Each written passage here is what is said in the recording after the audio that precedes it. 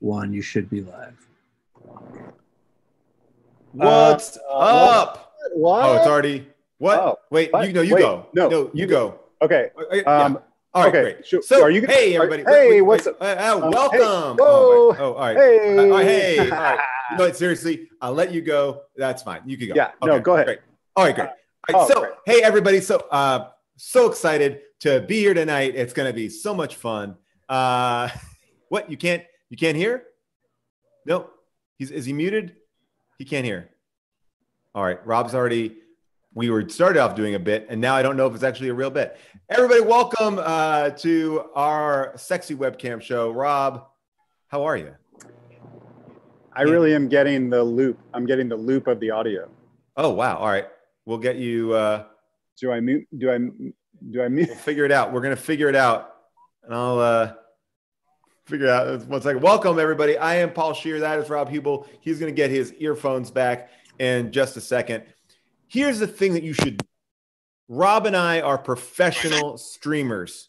We know how to do this, and will be no gaffes. There'll be no mistakes at all throughout tonight. You will just be seeing. We are like, sometimes Twitch streamers will call us and be like, Rob, Paul, how do I do this? And we're like, you know what? We'll give you some tips. We'll give you some tips and tricks. And tonight we are raising money for Color of Change, which is an amazing organization. They are the largest online racial justice organization. They build these amazing campaigns that build real power for Black communities all over the country. We'll talk a little bit more about that in just a little bit. But if you want to donate to Color of Change, you can click on the Tiltify link, which is currently right now in our YouTube chat. Now, people think, what I'm hearing from Phil and Molly, who are working our back end here, that Rob may have lost his internet connection. So it's just me here. We have tons of special guests here tonight. But when it comes to charities, people, I got to tell you, it's hard to figure out what to donate to because there's so many of them. And I thought tonight, maybe what I would do is just give you a heads up on some charities that I think, oh, hey, Rob's back. Oh, there he is. He's back in. He still can't hear. Rob cannot. No, I can hear. I'm getting a delay of a loop. Oh, weird. Well, we're going to figure that out in a second. I think Phil and Molly will be working on that. But Rob, I was telling them that, obviously we're raising money for charity, but a lot of people have been asking for charity donations. And I think it's hard to figure out which place is good, which place is bad. And I just want to say the one place that you should not be donating to is, and this is a tricky one, this is the Elon Musk fuckable cars for the future. We do not need to be investing in fuckable cars, not at this point. There's so many bigger issues right now.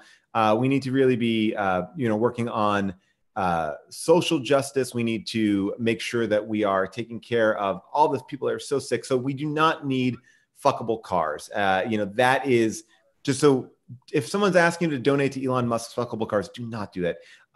If you are wondering, by the way, what we're going to be doing tonight, Rob and I have been doing the show Crash Test for years. We do it often at Largo here in Los Angeles. We did it at UCB. And we are basically going to do a version of that here. Normally, we're together on stage right now. Rob is going to get over these internet issues. And once he does, we'll be able to figure out what's going on. But we have a bunch of special guests here tonight. They're all going to be coming in. I won't even spoil it. But what we're going to do is also have some incentives, right? So if you donate a certain level of money, you're going to get to see something. For example, later on tonight, if we get to a certain number, and I have to talk to Rob about what that number is, we are going to make somebody do the Gordon Gekko monologue from Wall Street. That will be just one of the prizes that somebody could win here tonight. Rob and I, we might also give you a personalized voicemail message. The doors are really open. Am I stalling? Like, not really. A little bit. Just waiting for Rob to get here. I don't want to barrel through everything that we want to do. But we'll be here for the next couple hours, chilling out, having fun, and talking to you in the chat. If there's things that you want to talk to us about in the chat, let's get into that a little bit as well. But again, Rob now, as he's figuring out his internet issue, we want to just highlight a couple more things here. This is a charity that I feel like an idiot because Rob is talking now. So let's see. Rob is getting a little bit of his, here he is. He's back. He's in. I'm back, Paul. I'm ready to go. Awesome. Rob, what did I miss? You missed me. Like, I was stalling, but I was doing it in a pretty clever way. I was talking to people like, we're raising money for Color of Change, which is such an important... Wait. That's not what we talked about. Wait, you didn't want to raise it for Color of Change? I thought we were doing the Elon Musk fuckable cars for the future. No, I already told people that is not, we do not need to be focusing on fuckable car. Why would you even want to focus on a fuckable car? Well, because I care about the future. And yeah, but that, if they're just, do you want to be able to have, is that for about sex? First what of all, is that about? I don't even know what you're talking about. I'm married. Okay. Yeah. Okay. I can have sex,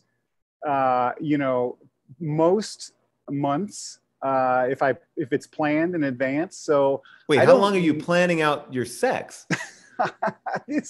What time is it? Why are we even talking about this already? Look, I agreed to do the show because we said that we were going to raise a lot of money. Since the show's already started, we've already raised almost $300.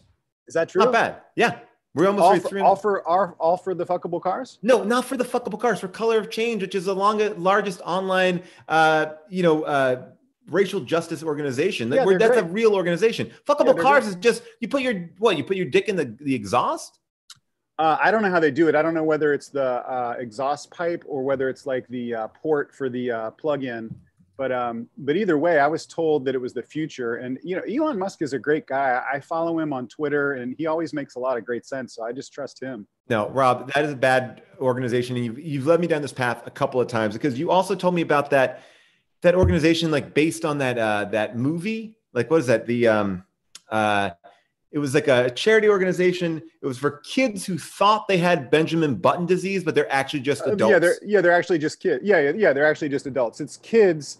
Well, that was another foundation that we were talking about. It's kids that they thought they had Benjamin Button disease, but they're really just grown-ups. Is that, or are you not on board with those guys? No, not at all, Rob. That's a terrible organization. They're just adults who are confused that they are not children. I just wish that we had talked about all this because there's obviously, look, Color of Change is great. And look, we've already said it. So let's definitely give them the money. The money is going to them right now. I'm looking right here on our Tiltify page. You can go to our Tiltify page and watch this live and be able to donate at the same time. And we've been raising money and people are giving small little donations. Some person just gave $1, which is great. By the way, great. By the way, if everyone gave $1, it would be perfect. By the way, it is money right now is very hard to come by. We get that in all seriousness. Like, the fucking world has collapsed. So we're not here to, we don't expect to make a ton of money, but we want to help out Color of Change. But to Paul's point, we're not going to help out, I guess, some of these other charities, because we did a little research. Yeah, we did a lot. And, I originally thought, well, why don't we do it for the Cats with Big Dicks Foundation? Why do we need to, what do they need to do with that money? Well, here's the thing. I was confused about it because I thought it was to help cats with small dicks get bigger dicks, but it's not that. It's just to help cats with big dicks meet up with other cats with big dicks. Is that a thing that's necessary? I don't think know. That's why we're not going to give them the money. We're not going to give them the money. Okay. Well, look, I mean, and you kind of got me when you told me about this amazing foundation that gives money to people in need after they eat something spicy. I believe it was the I Ate Something Spicy Association. Now that seemed to me like actually a worthwhile cause. Yeah. That's a big problem. Sometimes when people eat spicy food and they're not expecting it, it's a problem. So I thought, maybe we could raise money for, I just ate something spicy. But the thing is, I don't think that that's as pressing right now. I feel like there are so many other big things going on in the world. Yeah. Some of these ideas were ideas that happened, that we were How many of kicked these organizations are you a chair of? Well, personally, I'm involved with a lot of them. I'm on the board of Americans Against Aliens Abducting Americans. And Yeah, so that's a dumb one. I'm sorry. Well, no, It's a I mean, dumb one. obviously, the Pentagon just verified Yes. the fact that there are UFOs. Like, we all know that. That is a Yes. truth. Mm-hmm. And so they asked me to come aboard Americans Against Aliens Abducting Americans. And I was involved with them. It ended up being Like, how do you even prevent it? You'd have to. I mean, it seems like that was the problem. That was the problem, is that we very quickly figured out that the aliens, their technology is better. Yeah, it's better. Much better than ours. There's no, if they're going to abduct you, they're going to abduct you. Well, I'm going to tell you, like, I've actually do a lot of research, and I make sure that I vet a proper charity like Color of Change, and that's why I've given. Over these last couple of months, a lot of money to Let's Get Steve a Hot Tub. It's a GoFundMe, and yeah. What is Let's Get Steve a Hot Tub? Oh, there's a guy. His name is Steve McMillan, and he always dreamed to have a hot tub. Yeah, but Paul, we were just talking about how right now the world needs. Right. And this guy needs a hot tub. And yeah. So, small steps, baby steps, I feel like that was like kind of the more important thing here. But we're not going to give any money to Let's Get Steve a Hot Tub today, right? It's all going to go to Color of Change. Correct? I mean, look, if you want to slap Steve some money, he needs the cash. He's still living at home with his. I don't know anything about him. He's a cool dude. Oh, also, not to stop the show, but before we start the show, has the show started? Yeah, I mean, look, we've already raised over $500. We're up to $556 right now. With me? We've already raised over $500. Boom, right there. Let's quit. We can't quit, Rob. I mean, actually, Phil, who's running some of the stuff behind the scenes, can we up our? I mean, we're running close. We didn't think we were going to raise money this quickly. Maybe we can up our goal a little bit, or we keep on giving money. It'll be great. Well, I don't even know if we have to up it. We'll just keep. I need to go on. What happened to me at the beginning was I had Tiltify open, and so I was getting our audio from both sites. Rookie move, bro. Rookie move. Rob, we're going to be here for a long time. We have a lot of special guests, and I said that we would, because people have been donating so much money. We're almost at $600 now. You can, if you're not donating, if you want to just donate like $1 or whatever, or more, you can just click on our Tiltify link. You can also be asking us questions in the YouTube chat. We'll be looking at here. We'll give you some shout outs as we kind of see your names and stuff like that. But we are going to be here for the next couple hours, just fucking around with people, having our friends on. And we really don't know exactly what this is going to be, but we wanted to try to do something because we do live shows all the time in LA, and we figured this would be a fun way to do it. Yeah, I got to say, man, in all seriousness, that one of the things I miss the most about this whole situation we're in is just performing comedy and specifically performing with you. I don't want to get too sincere too early because we got a long way to go. Yeah, please. But, you should save this for the end, But don't. But I love doing shows with you, and I just miss it. I went and bought this fancy green screen, and I can't figure out how to use it. So what I'm asking people to do is just use your mind to put something on the. Imagine whatever you want. If you want to take a screen cap of this, and why don't you make some poses right now? Like let's get Rob in the full thing, and Rob, why don't you make some poses and that's people a great idea. Yeah, that people can get you in. How about no one will ever do anything with this? That's gonna be a mess. Okay, what else we got? Don't make that anything dirty. No, I mean that would be very dirty. How about this? Oh boy, yeah. This again, is me lifting something up heavy. Yeah, it looks weird. It looks weird anyway, to me. I don't, don't put like a giant penis there or anything like that. Okay. But yeah, so just imagine whatever you want this to be. I love that you have a green screen, but you're not doing anything. Like you have the Zoom program that we are on allows you to put anything in your back. Like watch, I'll do it right here. I will show you a virtual background. It won't look great because I don't have a green screen, but here, I'm on the bridge of the Enterprise here. Yeah, you look like an idiot. All right. Well, all right. But now, did that come up because you put that picture in your options? Like when I went to green screen. Yes. Yeah, I haven't done that. I don't preload pictures. All right. Sorry. Rob, like the question I had, and I have to ask you this now because it's an important thing. I realized we went live, and I forgot to go to the bathroom before we went live. Oh yeah. What happens if someone goes live to go to the bathroom? Should we test number it out one, right now? Well, number one or number two? I mean, number one. I'm going to do it real quick. You run the show. Are for you sure it's number one? I hope. Let's do it. Wait, let's see if you can hold it up. Let's see what you can do. Absolutely. I'm going to give you the challenge. I'll keep the show going. All right, you do it. Okay. Oh man, am I glad he's gone. Oh God, what a breath of fresh air. Do you guys remember the part of the show where I fucked up the audio because I had two windows open of the show and it was fucking with, I couldn't figure it out. And I was freaking out. I was texting like our tech guy and oh man, it was embarrassing. But I wanted to show you guys a couple things that I found and we'll have to figure out what to do with these. I found some, I don't know, this will probably come up backwards, but I found a bunch of Human Giant stickers. I'm in my garage, by the way. So I found a bunch of Human Giant stickers. And then I found, and when I say a bunch, I mean like 20. And then I found a bunch of Human Giant DVDs. And so I'll talk to Scheer and we'll figure out what to do with that stuff. But yeah, tonight's going to be a lot of fun. I don't know what Paul said because I couldn't hear it. I do feel like I'm a better host than he is.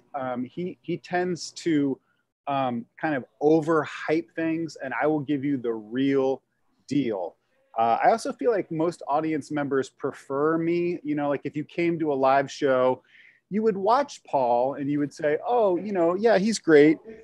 When is Huebel coming on? And when Huebel comes on, it's like, oh, fuck, here it comes. That's the guy I like. Yeah. Oh, shit. Hey, buddy. Rob, I apologize for that. My children distracted me from getting me back to the computer. But I'm excited to see we're at $700 already. And so far, we haven't been on camera at the same time for more than 5 minutes. I was just saying that, you know, people... if people come to a live show of me and you, they come to see you. You are. Oh man, thank you. I always say that. I say that. You know, and I also will tell you while you were away, I showed people some things I found because I'm in my garage, and I found a bunch of these. Is this backwards? Oh wow. No, that's right. I mean, I can see it. Yeah. Yeah. So I found a bunch of those, and then I found a bunch of these bad boys. Do you have any of these still? I have all of them in a special case. Yeah, I have all that's like season 1 Human Giant DVDs. Yeah, I found like you know a handful of them. So maybe we'll give some of those away, or we'll act like we're going to give them away this show, and then we'll give them away another show. Well, you know what? Actually, what I have too for a little bit later in the show, we actually have a Human Giant slideshow of all the sketches that have never been seen, the ones that we shot like for Human Giant, so many sketches, and at a certain point we couldn't edit all the sketches that we shot, so I actually have a slideshow of some of the sketches that we never aired, and we can kind of talk about what they were. I gotta say, Paul, I wanna shout out to the audience. We're fucking 2 minutes into this show and we're at $711. I mean, we might as well quit, right? No, we don't want to quit. We want to keep on raising the money. We actually just boosted up our goal a little bit to see how we could get, we boosted it. We got to boost our goal. All right. Well, let's keep it going. I wanted to,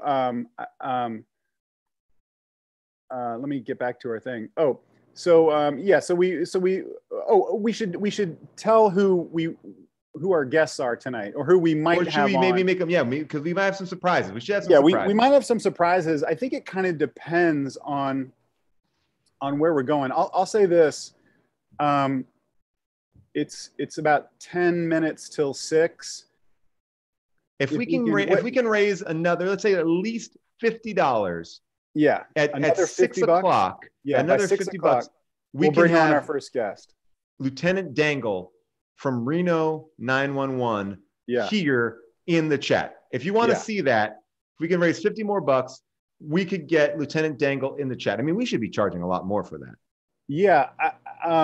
Lieutenant Dangle charged us a lot of money for his appearance. You know, his appearance fee because of Reno 911. You know, they now have a new show on Quibi. Yeah. And I didn't realize. Quibi, Rob? I don't have Quibi. Do you have Quibi? I don't have Quibi. When Tom comes on, we're going to act like we have Quibi.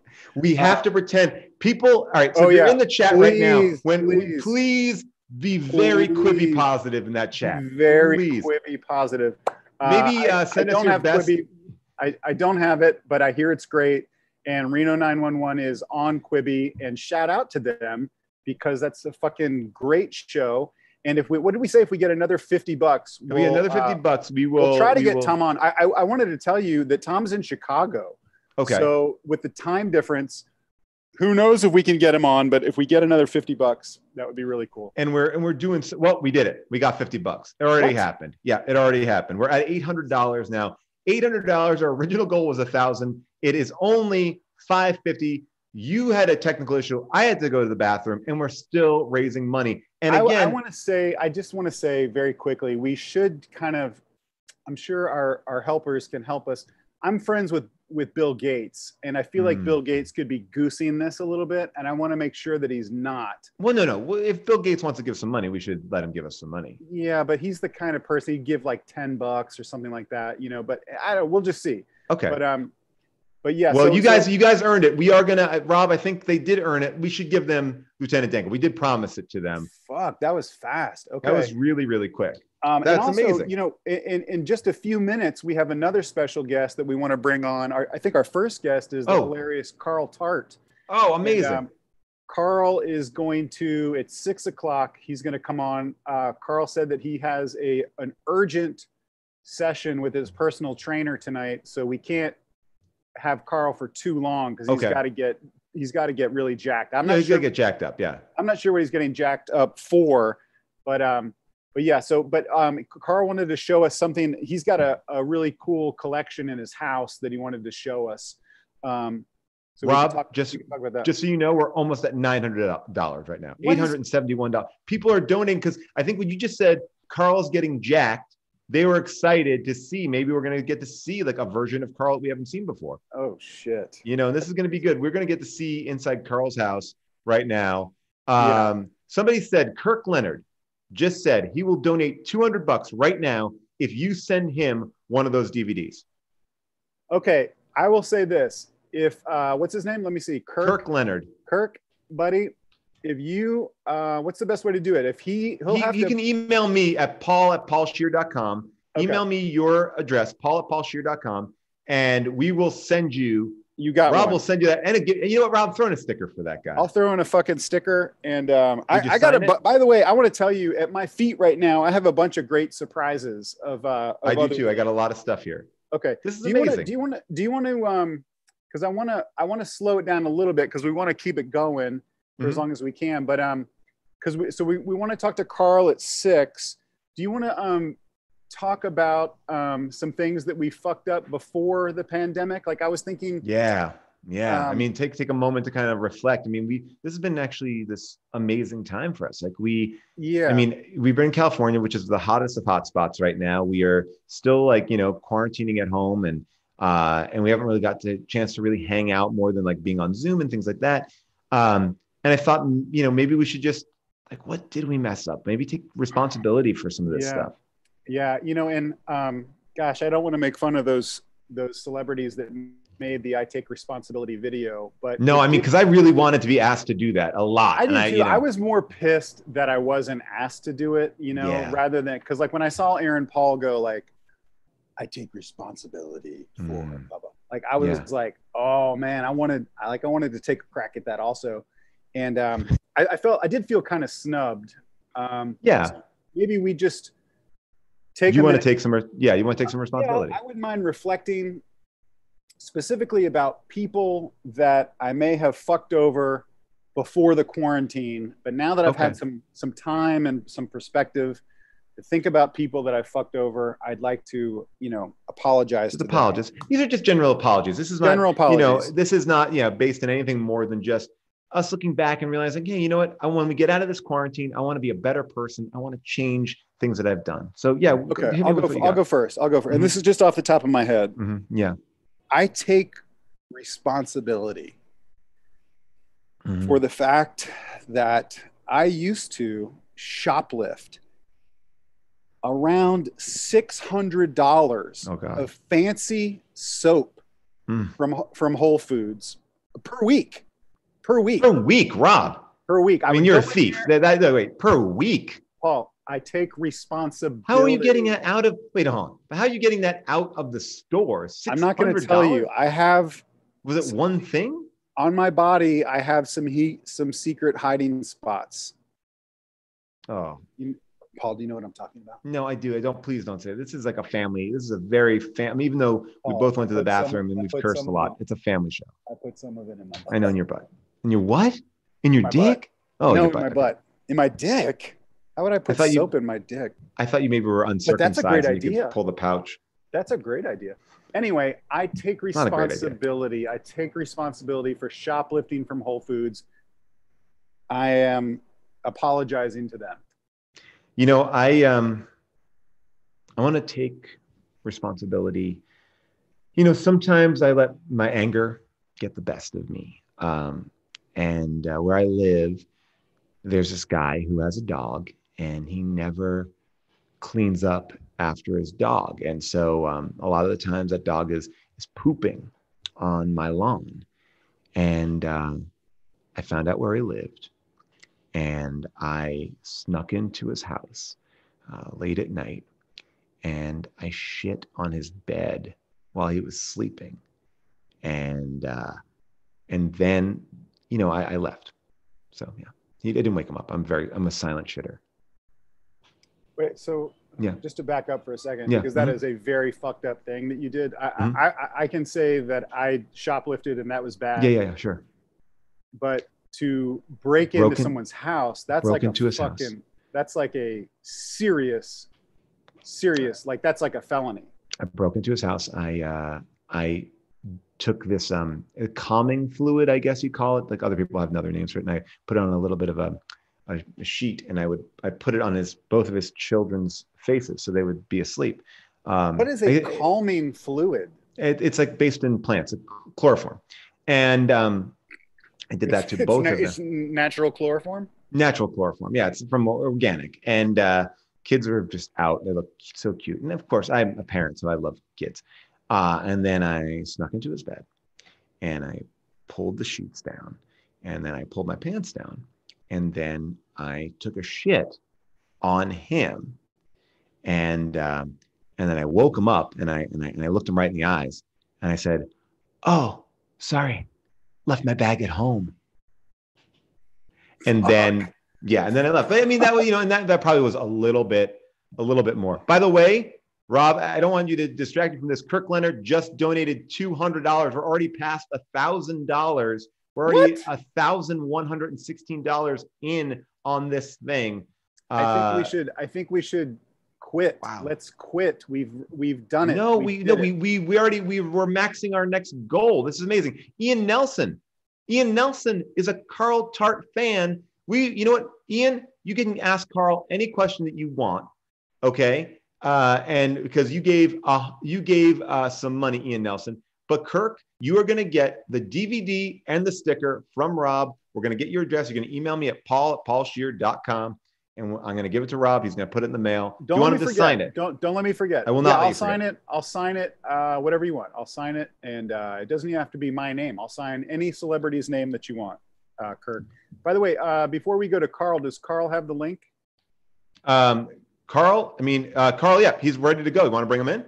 Okay. Well, we got 2 minutes. I just want to make sure. We don't want to make people. Yeah. So at 6 o'clock, we're going to bring in Carl. 2 minutes. We'll keep him on ice in the waiting room. I know that Carl's very busy. But, you know, I kind of feel like this audience has already gotten us so much money. Well, look, Paul, Joe Nanish, probably Nanish, donated $50, and he said to please split his donation between Color of Change and Fuckable Cars, because Please, we do not need to give more money to fuckable cars. We just don't need it. We don't need to do that. Sorry, Joe, I tried, but Paul's being a real hard ass about this thing. Every car is a fuckable car. Every car is fuckable. Right?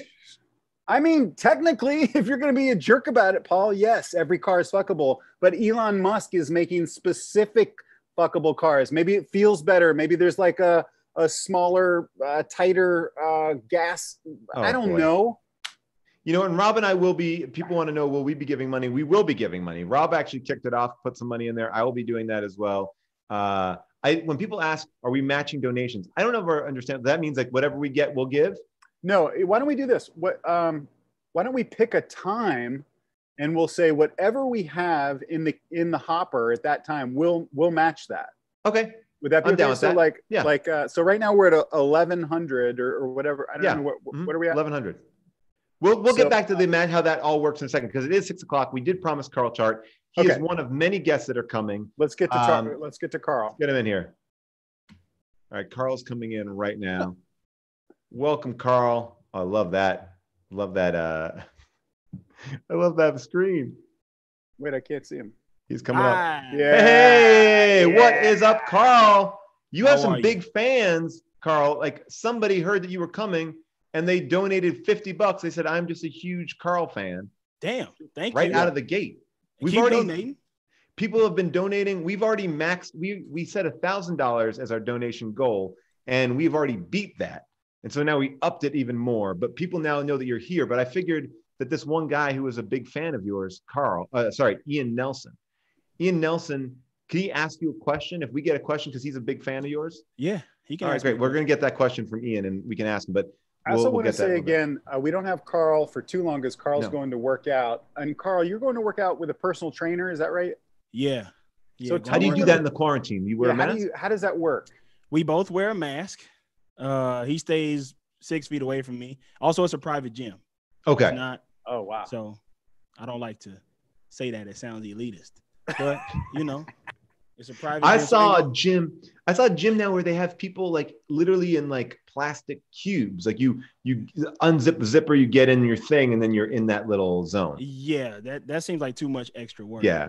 And it's still like a lot of people in there. So me and him just are gonna. It's an empty gym. It's not that big. It's about like the size of a storefront, and it's the equipment. We wipe down and clean down the equipment and everything, and we just get in there. It's just gonna be me and him. Do you feel like you get a better workout on because the gym's empty? Yes, absolutely. I don't like when anybody else is looking at me while I'm working out. I don't want anybody looking at me. I don't want anybody talking about my form, anything like that. Right. I hear you on that. Is today a leg day, or what are we going to be working on today?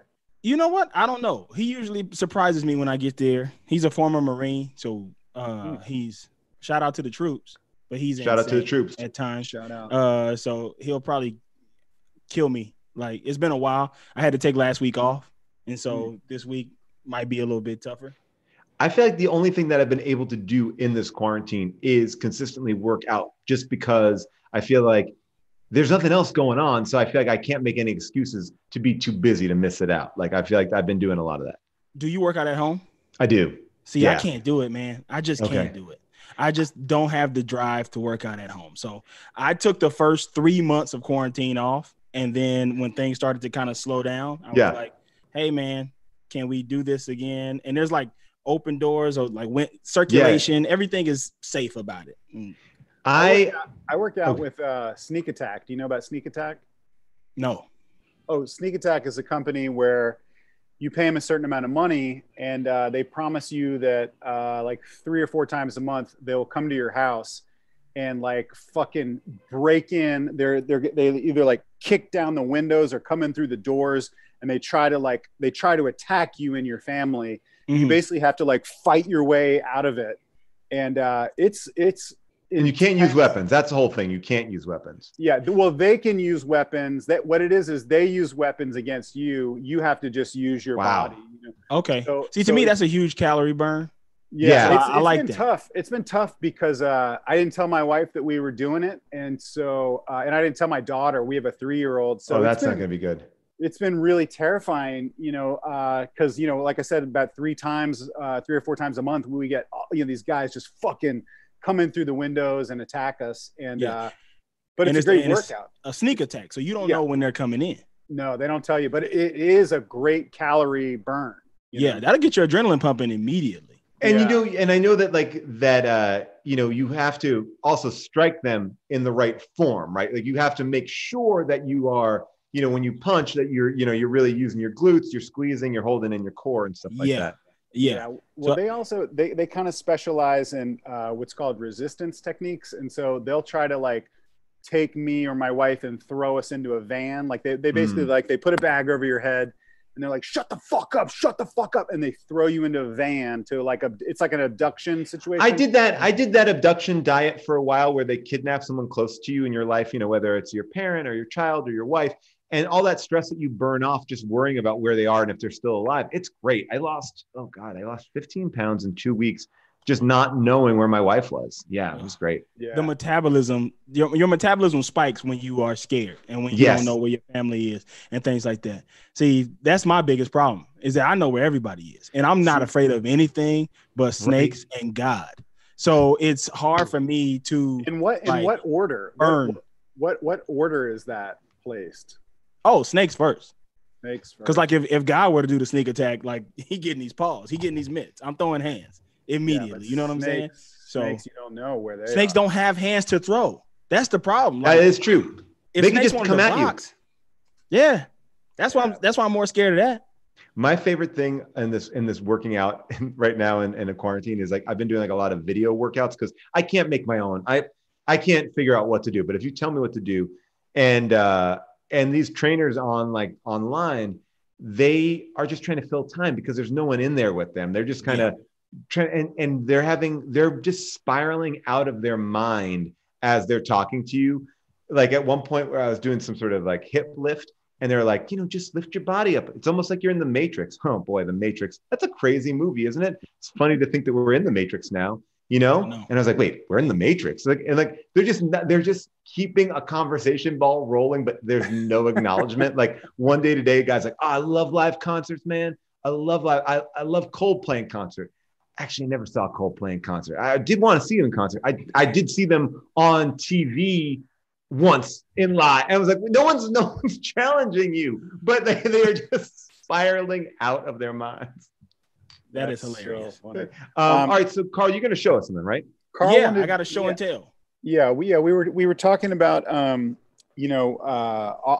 Carl and I were talking about weird things that we have in our house and stuff like that, or just things that are unusual. And Carl, you said that you had some hats. Like, are you into hats? I'm into hats. I wear hats most of the time. Most people never see me without a hat. You too, Rob. I got a couple for you if you want them too. I have hats too. And people, if you want to see some of these hats, let's get these charity donations going. You see the Tiltify link in our YouTube there. Just get over there and donate some money to see some of these hats. Yeah, but I like your hats, Carl. You keep your hats so nice. I remember you had some sort of Instagram story where you almost have like a carrying case for your hats when you go on vacation. That's when I travel. I have a big like hat type case thing where I can stack like 6 hats in it. I usually squeeze 7 in there if it's like an older beater hat. Yeah. Like I got where I keep them at home is what I'm about to show y'all. All right, this is very exciting. So people donate here in this Tiltify link. Let's get to see something. We're gonna see them, but let's see what we got. Some money here. Y'all ready for this? Yeah, let's do it. All right, here we go. Man, what is this hat gonna be? Oh, whoa! Whoa! Oh no! What is that? Chair out of the way here. That's like a hat closet. I just feel like I just went to Lids. So this is basically like a Lids. This thing is 6 feet tall. Whoa! And it is. I got 1, 2, 3, 4, 5, 6, 7, 8, 9 rows. The bottom. How deep are they? Are they just one hat in? They go. If I could turn it to the side, they go like 7 deep back. Whoa! What? Yeah. So you don't ever stop. Like a hat doesn't come out of rotation for you. This hat it's a lifer. Once you have a hat, there are hats that aren't in rotation up here that I just haven't thrown away because I find myself needing them sometimes. Got it. Okay. So like I'll show you off a couple. Like Paul and I are big Clippers fans. Yes. Tomorrow, opening game, guys. Love the Clippers. You guys always talk about them. Yeah. Carl's been there from the get-go. Whoa. Some of the. Oh, I like that. These are nice. Oh. Yeah. Now, Carl, this is what I like about you is that you are not color. You are like color agnostic. Like you're not going like, I'm not looking there and seeing a bunch of reds. I'm not seeing a bunch of blues. I'm seeing a real rainbow of colors. Yeah. I got them all in here. Like I got a bunch of Dodger hats in here. This is a maroon one because it matched with the outfit I had. Yeah, okay. So I like that maroon one. People also, by the way, are impressed with your hats. They're more impressed with your chair. Your chair is getting a lot of props right now. Yeah, people are commenting on your chair. Let's take a look at that chair when you're done. Oh yeah. Just shout out to Solace Art Company and Raul Duke who just gave us some money, and we keep on raising these donations. All right, so what else we got here? We got a Saints. Yeah, dude. I'm a big Saints fan. Yeah. Are these teams that you're all fans of, or do you get it for the look too? I get it for the look too. I got a couple that are just for the look. This one is for the look, and I also like the Raiders. The Raiders have the best logo and the weirdest fan base. Yeah. Okay. So, by the way, sorry for being a football NFL idiot, but I follow college football more. When do the Raiders go to Las Vegas? Is that they're there now? They're there now. Okay. Yeah. And are we going to have games this year or no? Yeah, the schedule's out. Okay. If any league is gonna not be like taking care of their players, it's gonna be football. And you better believe I'm gonna be watching. By the way, every league so far has acted exactly as the league would. Like so far, like all you want is you want Adam Silver to be running our Corona response team. Like they got that shit locked down in Orlando. Baseball, it's like whatever. It just dudes out there playing, like don't take a shower together. That's about the only rule. Yeah. And then football, I haven't even really heard about anything in football. There doesn't seem to be any rules in football yet. They probably gonna have fans. Honestly, they might have fans. We might be able to go to those games. Yeah, dude. Donate some money if you want us to go to the NFL games this year. Let's get there to the NFL games. Someone is asking about which is your what was the first hat that you bought? You probably don't remember. That's a long time ago. Oh no, I don't have the first hat that I bought. Do you really? Okay. No, I don't have that. Oh, okay. But what's Clippers? What's like your favorite? That's my favorite one. I lost that Clippers hat. That Clippers hat right there. It's so beautiful. I don't know. I love that logo. It's a kind of a throwback to like the 1980s Olympics in LA. It looks so cool. I went on a ride at Disneyland with my child, and I told my wife to hold my hat. We went on the ride. I got off the ride, and I said, "Where's my hat?" And my wife's like, "I don't know." I'm like, "What do you mean? I was gone for 3 minutes." She's like, "I lost your hat," and I was like, "It's my favorite hat." And I tweeted at New Line, and I was like, New Era, and I was like, New Era, it's my favorite hat. It's not sold anywhere. Can you do it? And they sent me a replacement hat. But true to Disney World form, someone found my hat, and it was in the Lost and Found, and I got to get my hat back. So I got two of those hats, and I love them. I'm pissed off at your wife about that, Paul. I want to talk. When we are done with this, I want to speak with her. I'll speak to her. I could not believe that she lost a hat within literally 3 minutes. By the way, Carl, you can leave whenever you want, but we'll keep on talking to you because people are interested. People are interested in talking to you. I don't want you to feel like we're holding you. Let's see what else we got in here. I got time. So this right here, this row is a collection of some of my another Clippers hat, by the way. So I think that makes 10 or so. This is a collection of minor league hats that I got. So we got the Jacksonville Shrimps here. Minor league is the best logos. They got the best everything. We got the Mississippi Braves. I'm from Mississippi, so had to rock the Mississippi Braves hat. That's a minor league. This one is a team that I forgot, but it's got a cool s'more on it. I forgot what this one is. I like that one. Now you keep the sticker on that. What's the sticker etiquette for you? Oh, keep the sticker on. That's swaggy. Okay, got it. Yeah. Can't be lames take the sticker off and bend the brim. You know what I'm saying? Wow. So then we also got this. This is the Biloxi Shuckers. That's the hometown team from where I'm from, Biloxi, Mississippi. Okay. This is the Missoula Timberjacks, Missoula, Montana. That's a great looking hat. Yeah. And we got people want to know, by the way, Drillers. This is the Dodgers affiliate. Are you what's your biggest sport? Are you a baseball fan? Because I know you play MLB Big Show. Yeah. But you also are like you're a big Clippers fan. Are you like is baseball is that your go-to? Basketball is my favorite sport to play. Okay. Football is my favorite sport to watch. Okay. And people want to know, do you have an entire row of Titleist hats? No, I don't have an entire row of Titleist. I just started golfing during quarantine because it's safe. This right here is a fun one too. That's Krispy Kreme. That's a great looking one. Yeah.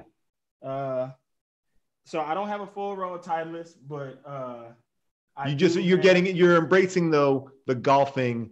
You're embracing golf. People want to know. People. That's the most fun part. People right now just said, "Is this what straight men talk about?" Let me ask you this, just as we are diving into this. Bass Pro. Is there a brand that you like the most? I really like the New Era brand. I feel like those are the hats that fit my head the best. Well, here's the deal. So when it comes to snapbacks, I can't wear New Era snapbacks. I don't like them. Okay, yeah. Don't like New Era snapbacks. I do like New Era fitteds. So all those minor league hats are all fitted hats. Okay. I wear 7 3/8. If you want to send me your town's team's hat, I will wear it for you. And if you donate more money, I'll take a picture in it.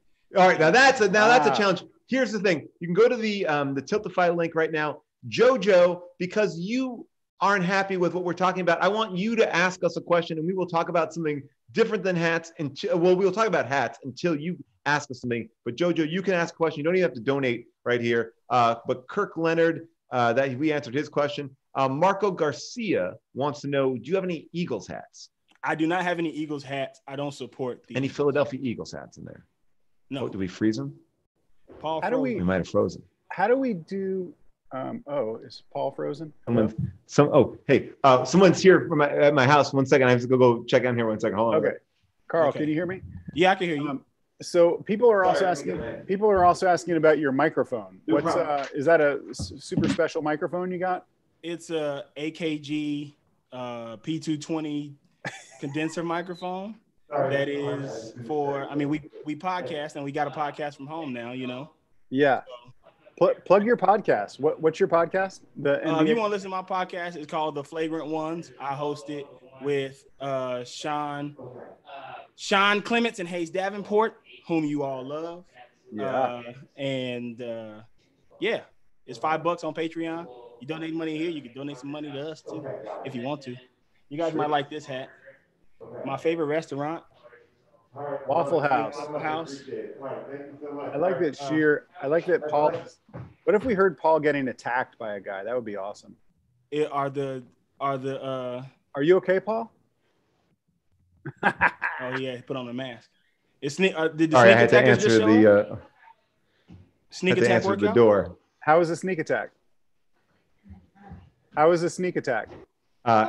Mario TV show. Oh, sorry, guys. Don't like him. My son just informed me. By the way, that's the first time my son has been on TV. He just informed me that there's a Super Mario TV show. He's very excited about that. I want to give a shout out to the ghost of Craig T. Nelson. He just donated $120, which is a shitload of money. And by the way, the ghost of Craig T. Nelson actually designed our flyer. That's amazing. Thank you, man. That's so cool. Thank you so much. Also, Graham Stevenson just donated $50. He works as an aide in education, which is awesome. Yes, Graham, you can have a Human Giant DVD. All right, so just email me at paul@paulscheer.com. We'll get your address and we'll send one out to you. But what do you that's $50. Somebody else got it for $200. So let's make that sliding scale stop. Carl, let's get into your chair. Are you twitching or what are we doing with this chair? Because this chair is to me a gaming chair. Yeah, it's a gaming chair. I game a little bit, but I'm not on Twitch. Okay. Why aren't you on Twitch? I don't want to be. So this is a GTR racing chair. It has let me lift it up for you.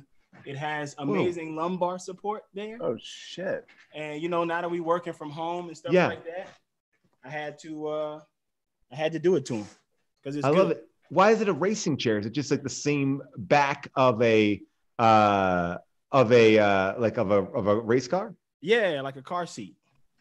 It has speakers on the side. Whoa. Pretty sick. Yeah. This is all the stuff that my wife will not let me have in my house. I have a very everything we have is like fancy looking and not. What about your office? My office we share. So what I have to do in my office is take stuff down. If I'm ever on like right now I don't have anything up. I have this vase up, which is my wife's. But if I got to switch it up, I take things off the desk. But basically, it looks like there's no one in here. So my office used to be fun, full of like all weird stuff, and now it's just very adult, very very clean cut. Yeah. I see that Alex McDonald asked if I was scared of wall decor. I believe I already told you what my fears are. It's snakes and God. I'm not scared of anything else. And I don't have any art on this wall yet because I'm waiting for a big customized portrait to come. Of what? So take that, Alex All right. McDonald. I hope your walls are covered in whatever you want to cover your walls in. Don't be worried about mine. And I got two pictures over here. I don't know if y'all can see them. I might try to let me turn my camera around here. I got two custom pieces right there. Oh, I love that. This is your Chappelle piece, right? What's the big one going to be? It's going to be like some kind of abstract Mississippi LA thing, because I'm from Mississippi. I love Mississippi. But I also love Los Angeles because I've been here for most of my life. I didn't realize that. I thought that you were always an LA guy, but you just been here. When did you get here? When I was 10. Okay. Yeah, when I was 10 years old, I moved here, and so I'm 31 now. So I've been here that long, 21 years. That is all right. Well, let me see. Jojo, do you have any questions? Because we're gonna let Carl go in a second. Because by the way, the donations are up to $1,751. We've been doing this for less than an hour. This is amazing.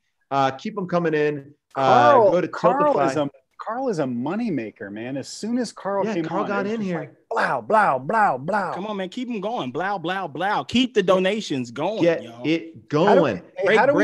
How do we do the thing of if they send Carl a hat, he'll take a picture in it? Like maybe how do we do that? Well, if they donated the money, they can just email me at paul@paulscheer.com, and I will get in touch with that, and we'll make sure that we get you settled a picture, because Carl's not going to post that on his social media or anything. Right. No, especially if it's not a team I don't like. That's going to be fully private. Right. Yeah, that is for you to have. It's your OnlyFans page, maybe. Is that where you have it? You have a very functional OnlyFans account. Oh yeah, I'm on there, showing toes, sucking toes, smacking ass, and wearing hats. If you guys want to come to the OnlyFans and see all that type of freaky shit, if you about that freak life, come to the OnlyFans and see all that stuff. And there's a lot of hats involved in there too. Does JoJo have a question? I know JoJo's just kind of sitting over here just slamming us. By the way, we've raised $2,251. We're in the 2000s now. Phil, raise that goal up higher, please. Let's get it going. People want to know, are you single right now, Carl? JoJo wants to know, are you single? Yeah, I am single, and I live here. Dating in the quarantine? Did you get single man's apartment? Zoom dates? Huh? Do you do any Zoom dates during? You know what? Quarantine? I gotta be honest. If we'll be honest to the people out there, I was on a dating app for a little while, and but it's too hard in the quarantine, with strangers and all that type of stuff. Yeah. Oh man, the great Tom Sharpling just donated $500. I love Tom. Shout out Tom Sharpling, man. I was supposed to do his podcast.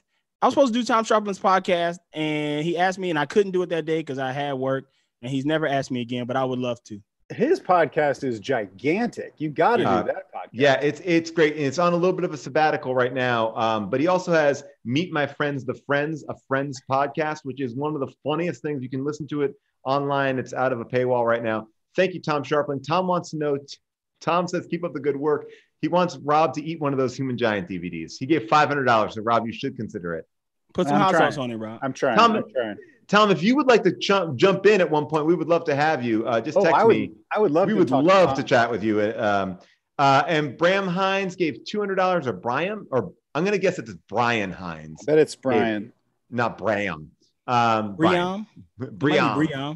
$200. That's fucking that. Thank you so much, man. That's so fucking cool. That's crazy. Yeah, we're already at $2,421. This is all Carl. When we started with you, we were at 1,700. You just jacked this whole thing up right there. This is it. This is all you. Let me ask Carl a question, and then we'll let you go, Carl. We were talking about we're raising money for Color of Change, but Paul got mad at me because I initially wanted to raise money for another foundation, and it's this thing that Elon Musk is doing about fuckable cars. I don't know if you've heard about that. No one did. Elon Musk talking about White of Change. Elon Musk is creating a car that you can have sex with, and so I said we should try to raise money for that. And Paul said, "Well, we don't need it. We don't need to do that." And so obviously, Color of Change is a great organization. I was just saying there are other great organizations too. But would you ever have sex with a car? Is what depends on how much ass that car had. If the car was like was, if it was donked out, as we say, like if it had hella ass, but it also had to be like coming on to me first, because I'm not a person who hits on first. Right. So if the car was like really coming on to me, then I would consider it. Would you feel more turned on or less turned on if the car talked like the Knight Rider kit car? Like more turned on, definitely more turned on, because I like communication. Yeah, I'm I feel like it fan would of be, communication. because I feel like I've seen those documentaries where someone's like, I'm married to the Eiffel Tower, but it seems like a one-way relationship. It doesn't seem like the Eiffel Tower is really giving back there. Exactly. The Eiffel Tower hasn't consented to that. So like that's not what I'm about. I need the car to talk. I appreciate that. And this is the kind of stuff that we're getting to. I hope that JoJo is now happy with this kind of, we're talking about love. We're talking about relationships. Yeah. Right. Yeah. We're talking about the real stuff here. We could put that on my OnlyFans too. Carl and Toyota Celica just going at it. Just raw dogging a Celica. Okay. Carl, thank you so much, buddy. We really appreciate you coming on the show. Thank you. Thanks for letting me share my hats. Yeah, those are amazing hats. Have a good workout. People say you look swole, so let's do it. Yeah. Thank you, Carl. All right. Sorry, nice. Connie said that she's got to turn this down so her family doesn't hear it. Sorry, we are not going to talk about fucking cars anymore. Uh-oh. Whoa. Who is that? This is my baby. Go to bed. You go to bed. Whoa. Get out of here. I'm on YouTube raising money for charity. Get out of here. Rob. Sorry, I saw your kid came in earlier, and so my kid just came in. But that's really that was really abusive. That really kind of brought me back to some tough spots. Oh, I'm just taking a moment here. We have here. You know what? If that was you thought that was a little harsh, I'll bring it back and I'll apologize. All right. I'm sorry. I was angry, and JoJo has been criticizing us because I guess our conversation was like sort of male centric. Yeah. So that's what I was, and we're going to switch it up. So JoJo will, we can talk about other stuff and she'll be engaged also. So we want to get that. We want to make sure that JoJo, I mean, I don't know if JoJo's donated any money, but we're still kind of catering. People think the baby's jaundiced. Oh, it's maybe just be the lighting. Yeah, it's probably just the lighting. The baby's going over there to play in the garage, and I'll check in with the baby later. By the way, we're at $2,441. If we can get to, let's see if we can do a little bit of a rush right now. Can we get to 2,600? And if you do, Tom Lennon will be here as Lieutenant Dangle, live from Chicago. If we can get 200 bucks, I think that's a fair going rate to see. I got to say, Lennon. People have been really coming through, and I think it's awesome because we are blown away by this. Yeah, I really think that money is so tight for people, and I totally get that. And like, I not for you though, because you made all your money. You do like a bunch of weird stuff to make money, right? Yeah, I mean, I have some side hustles. What do you mean by weird stuff? Well, it just seems like, I mean, you say side hustles. I mean, a lot of that stuff is just, I don't want to get into it because I know we're online and I want to but yeah, you've done some questionable things. Blood diamonds. Yeah, I've invested heavily in blood diamonds. Yeah. I also am. I'll be very honest about this, and I told you about this about a couple of weeks ago. I guess I took Paul Dano hostage in my basement. Wow. Like, oh my God. The movie, just like in that movie Prisoners. Did you see the movie Prisoners? I did. Yeah, there with Hugh Jackman. Is that it's a comedy. Hugh Jackman. It's a comedy with Hugh Jackman, and I was so inspired by the movie that I took Paul Dano hostage, in a way, to try to make money. And I was going to keep part of it, but I was going to give some of it away also. Well, but that's not. You don't want to take anybody hostage. Somebody just said to give them a Paul Scheer childhood story. I will do that, but I want to let you guys know that we got the $200, which means that you get Tom Lennon right now. We're at $2,641. Let's bring in Lieutenant Dangle. Here he is. Bring him into the chat. Wow, this is amazing. He's in a different time zone. Yeah. Thank you, Christina. Christina made this happen. We will. Oh, Whoa! hello, Lieutenant Dangle. Hello, human gonads. Hello. Well, I just want to say, Lieutenant Dangle, people just rallied to get you here. Christina just donated $200 to bring us up to $2,700. We've only been doing this show for an hour, and we've already surpassed our first goal. We're on our ways to $3,000, and people are excited to see you. Thank you, lads. And I'll tell you right now, as a person who's been defunded pretty badly this year, that $2,000 you're going to give me is going to go a pretty long way, and it means an awful lot.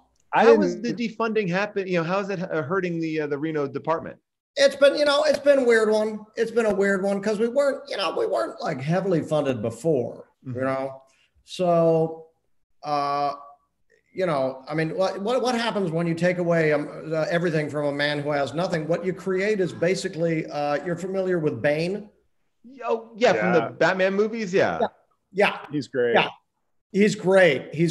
That guy's great. But how you get somebody who's like, I was born in the dark. You chose the dark as a vacation holiday spot, but I was born here. So when you defund the Reno Sheriff's Department, I mean, I don't want to. I hate to say, you done created a Bane, basically, which is we're gonna, Oh no! So you guys have really become like you're taking law into your own hands out there. Oh yeah. Well, are you blowing up football fields and stuff like that? First of all, I'm only allowed. This is the only amount I'm allowed to have because I'm actually working the phones right now. Oh wow! Jeez. Wow. Well, yeah, you should. Yeah, you should maybe say a little. So I didn't realize you were actually working right now. No. Yeah. Hey, how are you guys holding up? Because I know, man, I've been thinking about you ever since you put out the horror comedy picture that was sort of Hell Baby, great movie, super fun. If you've not seen it, a great movie to watch during quarantine. Where can people watch Hell Baby? One of the great things. I'm glad you asked that. Rob, you're the fellow who was in a terrific picture where everybody's holding a baby. Yeah. It's called Whoops, I Made a Baby Again. This is a movie that I was a big fan of, and I always want Rob to tell stories from What to Expect when you expect it. Let me get. I'm in the garage, and I think I have access to a pretty relevant prop. So let me go try to find this prop. In the meantime, I'll just keep talking at Scheer. Yeah. So where can they find Hell Baby is available? While Rob's gone, I always thought when I looked at the human gonad bits, all the bits you guys did, man, I was like, Scheer's the one. Thank you. That's really what I appreciate. Yeah, I've been taking the other that a lot. guy. There's the other dude, and then this one especially. I was like, these guys on the coattails. These, and excuse me when I use the expression mofos. No, I hear you, and I appreciate that. I say this to my wife late at night. I'm always just saying like, oh, they were just an albatross around my neck. If I could only have freed myself. I think everyone. That's widely known. I appreciate that. Yeah, you married sort of out of your league, right? Is that what? I mean, I have a beautiful wife. Yeah, I believe. She's for you. She's great. Yeah. You did better than anyone would have expected. I would say. Yeah. Look, I'll take it. I'll take it absolutely. At one point, like she's amazing and makes me work for it. I got to keep it interesting. I can't just I can't slack off here. Hey, Paul. It's Paul, right? Yes. One way you can tell it's really Lieutenant Dangles because I'm here at the office, and who else would have this? Who else would have the stationery? So like it must be real. It must be real. It is. This is. I mean, we've just came from Carl Tart's house where he got to show us his hats, and now we are in Las Vegas. Where we're getting to see really what's going on.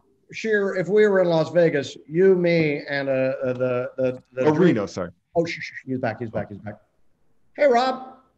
I couldn't find it, but I have the movie. I missed what you guys were talking about, but I did a movie called. It's a great movie called What to Expect When You're Expecting. Hold for applause here. Usually, Rob, is what you do here. Rob, we just by mentioning that name, we just broke $2,800. That was people really just jumped in on that one. Well, next time if we do another one of these, Paul, we're going to try to do these maybe once a month. If we do another one, Tom, and you have time, I'll bring you on and I'll show the movie poster because it's great. It's me, you, and Chris Rock and Amir, and we're all pushing baby strollers And it is a classic comedy. That sounds amazing, Rob Huebel. It's so interesting that you forgot that I was doing this in character. But we're having a good time. I'm just a fan of your work in general. I just want to give a couple of shout outs right here. Stripes 3601 from the UK, say UK represent, just donated. It was worth the wait. Greg just donated $100, said sorry for defunding you, Lieutenant Dangle. But he said it's for the best. He said, oh, wow. Writer's tears. Wow. Great bottle. Great. And Kirk Leonard wants to say that Dangle, they're not used to seeing you with facial hair and they think it looks great. You know, it weirdly it's testing through the roof. I'll tell you right now. For a fictional character who I believe that I said the first season of Reno 911 that I was 41 years old. Let's just keep in mind, fellas, real people who aren't fictional like me. That was 20 years ago. Wow. So, the first season was 20 years ago? It was, we shot the I got to say, by the way, very sincerely, I watched what you guys did on Quibi when I had my free trial of Quibi. I was watching Reno, and I think it's some of the best Reno that I've seen. It doesn't get old. By far. Are we going to be like regular bros and talk like regular bros now? Because now I feel weird that I put on the outfit, but it's fun. No, let's talk like bros. Let's talk like bros. But wait, also, guys, while Huebel's doing plugs, we got plugs, guys. Yes, dude. Look at that. And did you guys figure out where people can watch it? Do we know where people can watch it? I think you can watch it almost anywhere. Hell Baby is one of those amazing movies. Can I tell a crazy story about that? Yeah. So Hell Baby, the entire movie cost $2 million, which is in movie terms very reasonable. Yeah. And then like a couple days before it was going to be released streaming, because it was only on streaming, it got put up on YouTube, full movie with Arabic subtitles, which was kind of weird. And it got, I forget, I counted how many views. It had 65,000 views or something like that. And then I did the math and I was like, oh, if it was $3.99, we would have just made back the budget of the movie. But, oh my God, that's crazy. Somehow we lost Scheer. I think Scheer might have had a bad internet thing. That's all right. This is a very loose show. I actually, Rob, the exact poster that you're talking about, I have very close by. Do you really? If you can get it. Is it? Yeah, for real. Unless it's a pain in the ass. If it's a pain in the ass, don't worry about it. It'll take 45 seconds though. Okay, great. Get it. Yeah. I can. Yeah, I'll fill time. Look, I got a baby right here. Oh my gosh! No. You go to sleep. I did it again. You go to sleep, little baby. You go to sleep. I'll take this time to say to people, we lost Paul. I don't know where Paul is. But thank you guys so much for doing this. This is so cool and so fun, and we really sincerely appreciate it. All this money is going to Color of Change. And if you have, like a couple bucks, like that's great. If not, no problem. It's fucking hard times right now, and we totally get it. But yeah, it's so nice that people have been dropping by and dropping some money for Color of Change. We'll try to keep this going. Maybe we'll do this like once a month. We have lots of comedy friends and lots of dumb things to talk about with people. So it'll be a ton of fun. Also, while Tom is getting that, I want to show another prop that I have. This is a Children's Hospital calendar that, let me just show you some of the months in here, because we had a lot of, this is Mullen Ackerman. Oh, hey, Tom, I'm just filling time. Is this a Children's Hospital calendar? This is a Children's Hospital calendar that I found in my garage that I did not know that I forgot that we made this. Here's Aaron, star of Medical Police on Netflix right now. And here's Cordry, looking very sexy. So Rob, you're also, by the way, you're the cover of the Comedy Death Ray calendar. Do you remember that? I do remember that. You know what? I have that somewhere too. Scott Ackerman made a awesome. It's amazing calendar, and here's Megan Mullally as the chief. So sexy. That was shot by Robin von Swank. Shot the Comedy Death Ray. You know what? I bet you Robin shot this also. If I looked. The poster that you had requested, by the way. Yes. Yeah. So there's you. Yeah. Yes. Here. Oh my God. You with your asthma medication. And Chris Rock. Yep. And Amir and it's myself. funny because it's all of us on the poster, but at the top it just lists all of the ladies. Oh no. Yeah. And Chris Rock. Yeah. Yeah. That was I gotta say that was one of those movies where you know, I love shitting on things and shitting on things that I've done. Of course. I gotta say that's one of those movies that's like a no harm, no foul movie, because the people that like I would venture to say that comedy fans aren't really going to watch that movie, so that's fine. You know, no one's going to say like, oh, what the fuck is Tom doing? What is Huebel doing in that movie? The people that watch that movie are like, oh, it's great, I love it. If you haven't seen it, here is most of the cast of Hell Baby. I love it. That was in Sundance. That was in Sundance. I love that. So Scheer says he's restarting his computer. No problem, Paul. Rob, while Paul's not here. Yeah. First time I ever saw a human giant. Yeah. Sketch. I was like, look out for the big guy. Right. I was like, that dude, there's the little bald guy and the other guy. And I'm like, those aren't my guys. Nope. They're fine. They're fine. They're fine. But but it's also like big. Every once in a while, like, just, you know, it's like it's a little bit like the Jimi Hendrix song, you know, like I'm standing next to a mountain and I knock it down with the edge of my hand. It's like, you know, it was great that you stood next to those two such lamos. Yeah. I got to say, yeah. Let me return the compliment to you, because we were all coming up in New York around the same time. And you guys were had kind of already blazed your trail. The state had already blazed the trail in New York. Yeah. And you know, we were kind of trying to get it going, I think. And I remember watching the state and thinking like, you know, there's 24, 25 people in this group, but this is the guy. Tom Lennon is the guy to watch. There we go right there. Wow, you got a lot of. Where are you that you have all of these? Rob, I should have told you, I'm at the Museum of Television and Radio, so I have access to like basically any piece of weird bric-a-brac. I love it. Here's one that's going to blow your mind. That's actually kind of amazing. Ready? It is worth it. Sorry. By the way, if you're wondering, do I put on the shorts to do the bit? I do. Yes. Wait, can you show the shorts? Can you show the shorts again? Because that's going to raise some money right there. Look at this. Tom Lennon showing that's right there. Someone donate $10 for that. Someone donate. Do it. There's a link. People that are watching this on YouTube, there's a link right below you. You can click on that and donate money to Color of Change right now.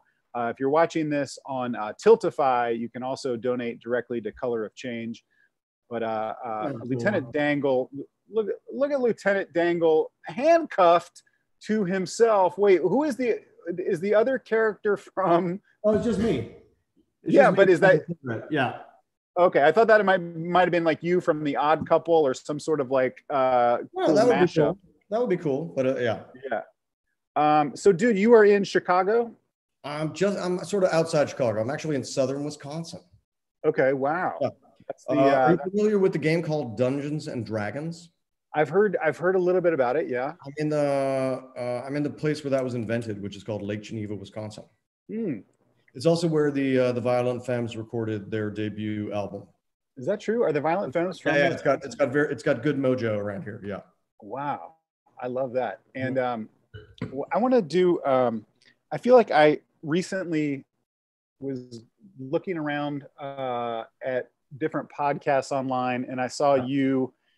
I know you're a big Smiths fan, and I saw you on I heard you on some podcast talking about the Smiths, but I can't remember what it was. I was doing the podcast called "This particular album is very important to me."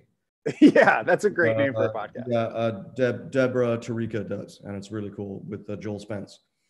Gotcha. Yeah, I mean, I've had my ups and downs with Morrissey. I can't say, it gets tough to, Yeah, it's hard to stick with him sometimes.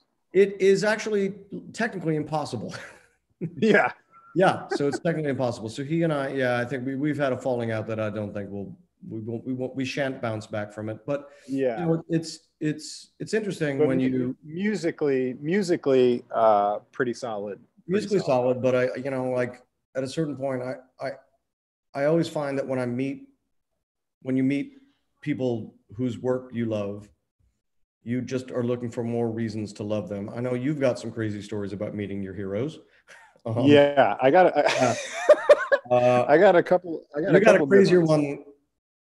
I mean, you've told it before, but it's. I'll tell it. I'll tell it. I don't have any problem telling it. Could I preface this with, I think, and you and I would tend to agree, like the vast majority of people, the longer you stay in movies and acting and doing the things that we like to do, the longer you stay in it, mostly the people you meet get nicer and nicer, I find. Yes. When you get towards the very top, you get people that are like lovely and love to do stuff and love people and things. And then when you hover around the middle, and then when people slip a little bit, it gets weird. So yeah, that's interesting. I mean, like you're right that you know, you have on one end of the spectrum, you have like Henry Winkler, you know, is one of those guys where he's just. I was at your wedding where he married you. Yeah, and I'm still crying a little bit. I don't know if you don't know. Holly and Rob were married by Henry Winkler. Yeah, so beautiful. And Rob Riggle came in very, very, very late. Do you remember that? Riggle showed up to my wedding like 30 minutes late or something. No. And by the way, 30 minutes into the ceremony.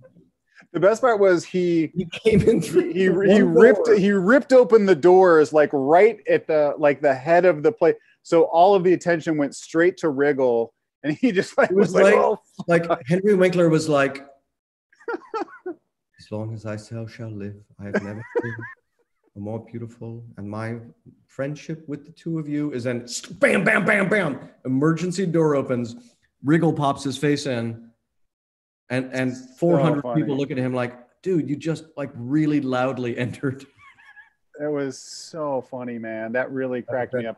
I almost forgot about that. But yeah, for people that don't know, Henry Winkler married my wife and I, which was such a cool thing and such a we were very nervous about just the ceremony and who was, you know, how we were going to do it.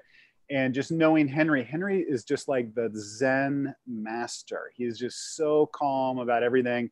And so we thought that would be great. And also he's just the loveliest person in the world. He emanates like, it's like he's like a monk or something. Like he just radiates such positivity when you're around him. That every time I'm around him, I'm like, try to be a little bit more like Henry Winkler. I know. The first time I met Henry was backstage at UCB in New York, and I didn't know him at all. It was way before Children's Hospital, and so I literally was just a fan, you know, from growing up as a little kid. And tell me when you got to go, by the way, because I don't want to hold you up. Oh no, but there's other cool people coming. I know.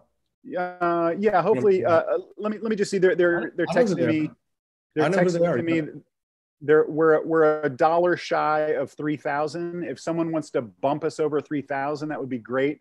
I'll tell you right now, Rob. I'll do it.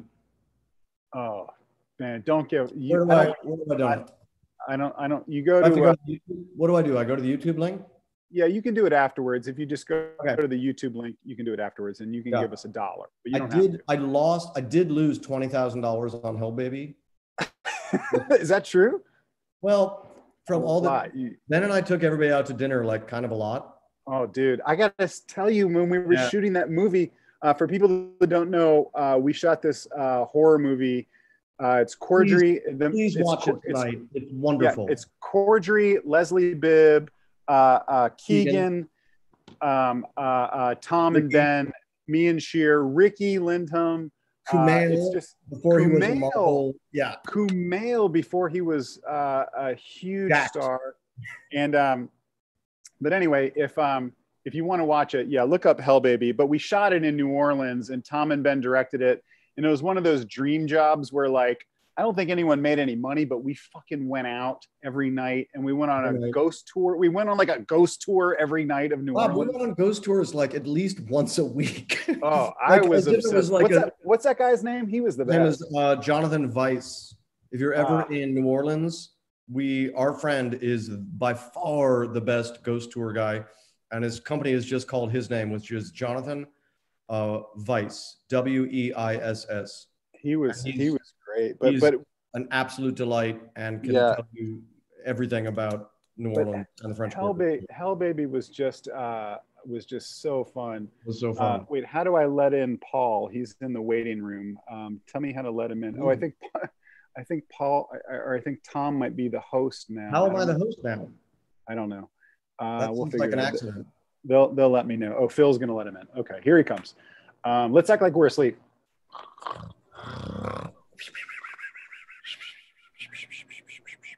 I don't know. We could be asleep for a long time.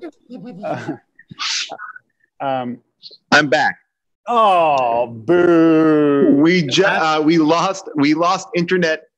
We're in an internet blackout. Our neighborhood just lost internet. And that's why Aziz was always my favorite member of Human Giant. Oh, damn it, dude! Damn it! Sure, he's just that quick. He's been talking about Aziz for like 30 minutes. I know. Well, I mean, look, we've raised a lot of money. I know we're at over 3K right now, so maybe that's what people want to hear, some good Aziz stories. You worked with him numerous times. We were talking about Hell Baby and Henry Winkler, and we were talking about. I was going to tell my Chevy. I was going to tell very quickly. Should I tell the Chevy Chase? Oh yes, story? Of course. It's a story that breaks my heart. Yeah, so deep. I know. Please. This is a bummer. This is a bummer, and I will say that. This is the most fucked up charity show. We're now talking shit about people. But wait, Rob. Yeah. You telling your story about Chevy Chase is not talking shit about people. Yeah, exactly. People need to hear it. It's an incredibly dark truth that is kind of interesting. Okay, well, if I would feel better about telling this story if someone would donate like $5. If someone all right, I'll tell the just $5. Come on. Okay. Phil's saying we should push our goal to 5K. That seems crazy, but I'll do it. No, we've already hit 3. I suggested it to Phil. I think we should go. Great. Let's go. Great. Okay. Well, let me tell this story. Yeah. This is the Chevy Chase story that I'll tell very quickly because I don't want to hold Tom up. Should we push Manzukis off for 15 minutes? Oh, you didn't even use to spoil our big surprise. But yes, we can. Or we can hold. Yeah, let's hold. Don't push Manzukis. Add Manzukis, and then I'll quietly go away because the guys. Manzukis is one of those guys who actually scares me. He's so funny. He's so funny. This is the loosest show though, Tom. We're just winging bits. But JoJo really wanted Jason Mantzoukas. She gave $50. I feel like people, if you want to see Mantzoukas, let's get that to get some money up here. If you want to see Jason Mantzoukas in his house talking, let's get some money. Let's use this power for good. But yes, as you're telling your Chevy Chase story. I also want to. I'll tell the Chevy Chase story, and then I want Tom to. Did you want to share what you're reading this summer? Did you have something about that, or not? Really? I'm reading Forever by Judy Blume. Great, beautiful book. Beautiful book. I'm reading. We can talk about this later, but I'm reading the Borat book. This is a great book. Summertime is a great time to catch up on stuff, and this has been really helpful to me. So I've been reading. Writing Movies for Fun and Profit. Yes, by Tom and Ben. I have that book. Probably I do too. It's a great book. Probably the best writing book you'll ever read. That is a great book. Okay. People are swooning for Jason. Let's set a goal. Yes. If we want to let's raise some big money. Let's see if we can raise like over. Let's say a big goal of $500. Can we get $500 to see Jason Mantzoukas? I think that's fine. Let's try it. $500. $500. $500. Well, guys, I'm gonna put it. Where do I? Because I will put into that. We have a Tiltify link that's in our YouTube chat, but we can send it to you. YouTube channel. We'll send it to you. We'll send it to you. Yeah, you don't. But you don't need. You're nice to give us your time. But okay, so here's what happened with Chevy Chase, and then I want you to read from Judy Blume. Okay. And I'm going to just lift up my computer monitor so I can not be cut off. All right, Okay. Keep on going. When we were all in New York doing comedy and getting going, we used to perform at UCB Theater. I used to perform there a lot, me and Scheer. And one night, Chevy Chase came around, and he was going to perform in the show with us. And I grew up the biggest Chevy Chase fan. Like, I just wanted to. Scheer, your mic is so loud. Oh, sorry. That's right. I grew up the biggest Chevy Chase fan. I just like wanted to be Chevy Chase, and so when he came around UCB, I was just like so starstruck. And I should preface this by saying I never get starstruck. Like, I feel like I've met a lot of people, but he was just like a legend to me.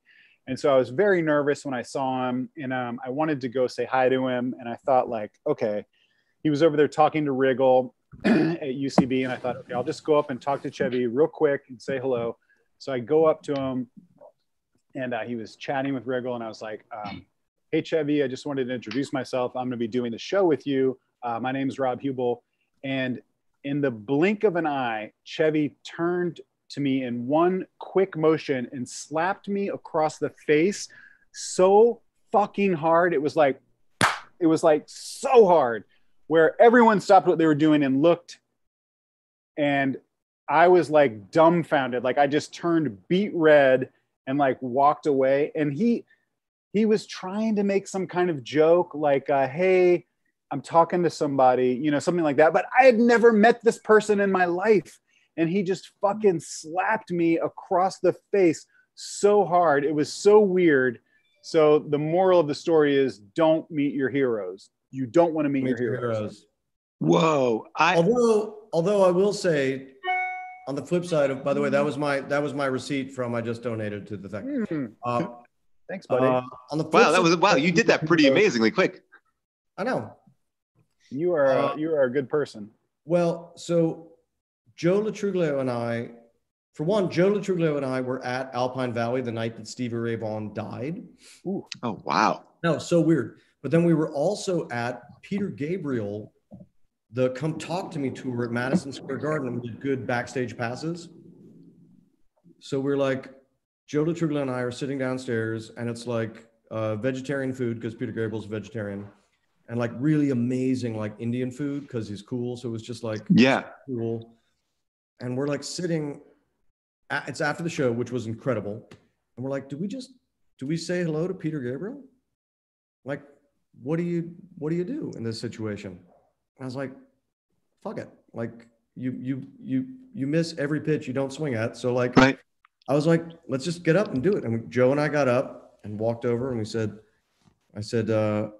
excuse me, Mr. Gabriel, I just wanted to say, and it was a line that I'd stolen from somebody else, which was something that a friend of mine had said when they met Muddy Waters, which was just, thank you for all the beautiful music. Because it was the only thing I could think of. So I said to Peter Gabriel, I said, thank you for all the beautiful music. And he said, oh, wow, cool. Thank you, man. Thank you very much. And it was like so cool. So like, I think there's more Peter Gabriels in the world who will be like really cool. Like if Peter Gabriel had like slapped me, for example, as a bit, right. That would have really. Have you ever heard the Bruce Willis story? No. Oh, the Bruce Willis story is amazing. Wait. Before you tell this Bruce Willis, I want to just say that my mom saw Chevy Chase in a liquor store in New York. Now, my mom is not even a big comedy fan, but she saw him and he was buying some liquor. And my mom's like, oh my God, Chevy Chase, I love you. And he looked at her and he said, go fuck yourself, lady. Just that was it. And maybe it was a joke. I have no, it was definitely supposed to be a joke. That's what I think it is, right? It's like, but I'm being funny, but isn't that really the saddest thing in the world? Something that was supposed to be a joke. Oh, like he feels like if you can't tell, then it's super not funny. I like that we're doing a charity show and just fucking destroying Chevy Chase. Chevy Chase. I'll do you one, guys. Talk about never meet your heroes. You ready? Yeah. For if somebody donates another $5, $5, I will tell my Tim Conway story. Oh, this is great. Oh, I have a good Robert Downey Jr. story as well. So maybe we can tie up. We still are looking for $120 to get to Mandzukic, and we're looking for $5 for Tim Conway. Tim Conway story, and I'll give you a 10 for Robert Downey Jr. Here we go. Do we have it? We're getting there. We'll keep track of it. Okay, so the state, we're doing the state. And we're all young. So growing up as a kid, I think, my favorite shows, until I got to Monty Python, if you were like a kid like me from Chicago and you grew up on broadcast television, the Carol Burnett show was a big deal. Yeah. Like a really big deal. And like, we would all sit together and watch it. So Tim Conway, when he would do like Mr. Tudball, like, don't touch the bat, I'm a touch Mrs. Higgins. Like, I was obsessed.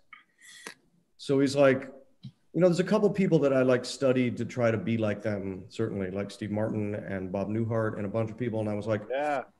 And one of them was certainly Tim Conway. So we're doing the state Halloween special for CBS. And we wanted it to be introduced by like a sort of a major star. And we had like an idea for like a joke of like, it ended up being Alan King.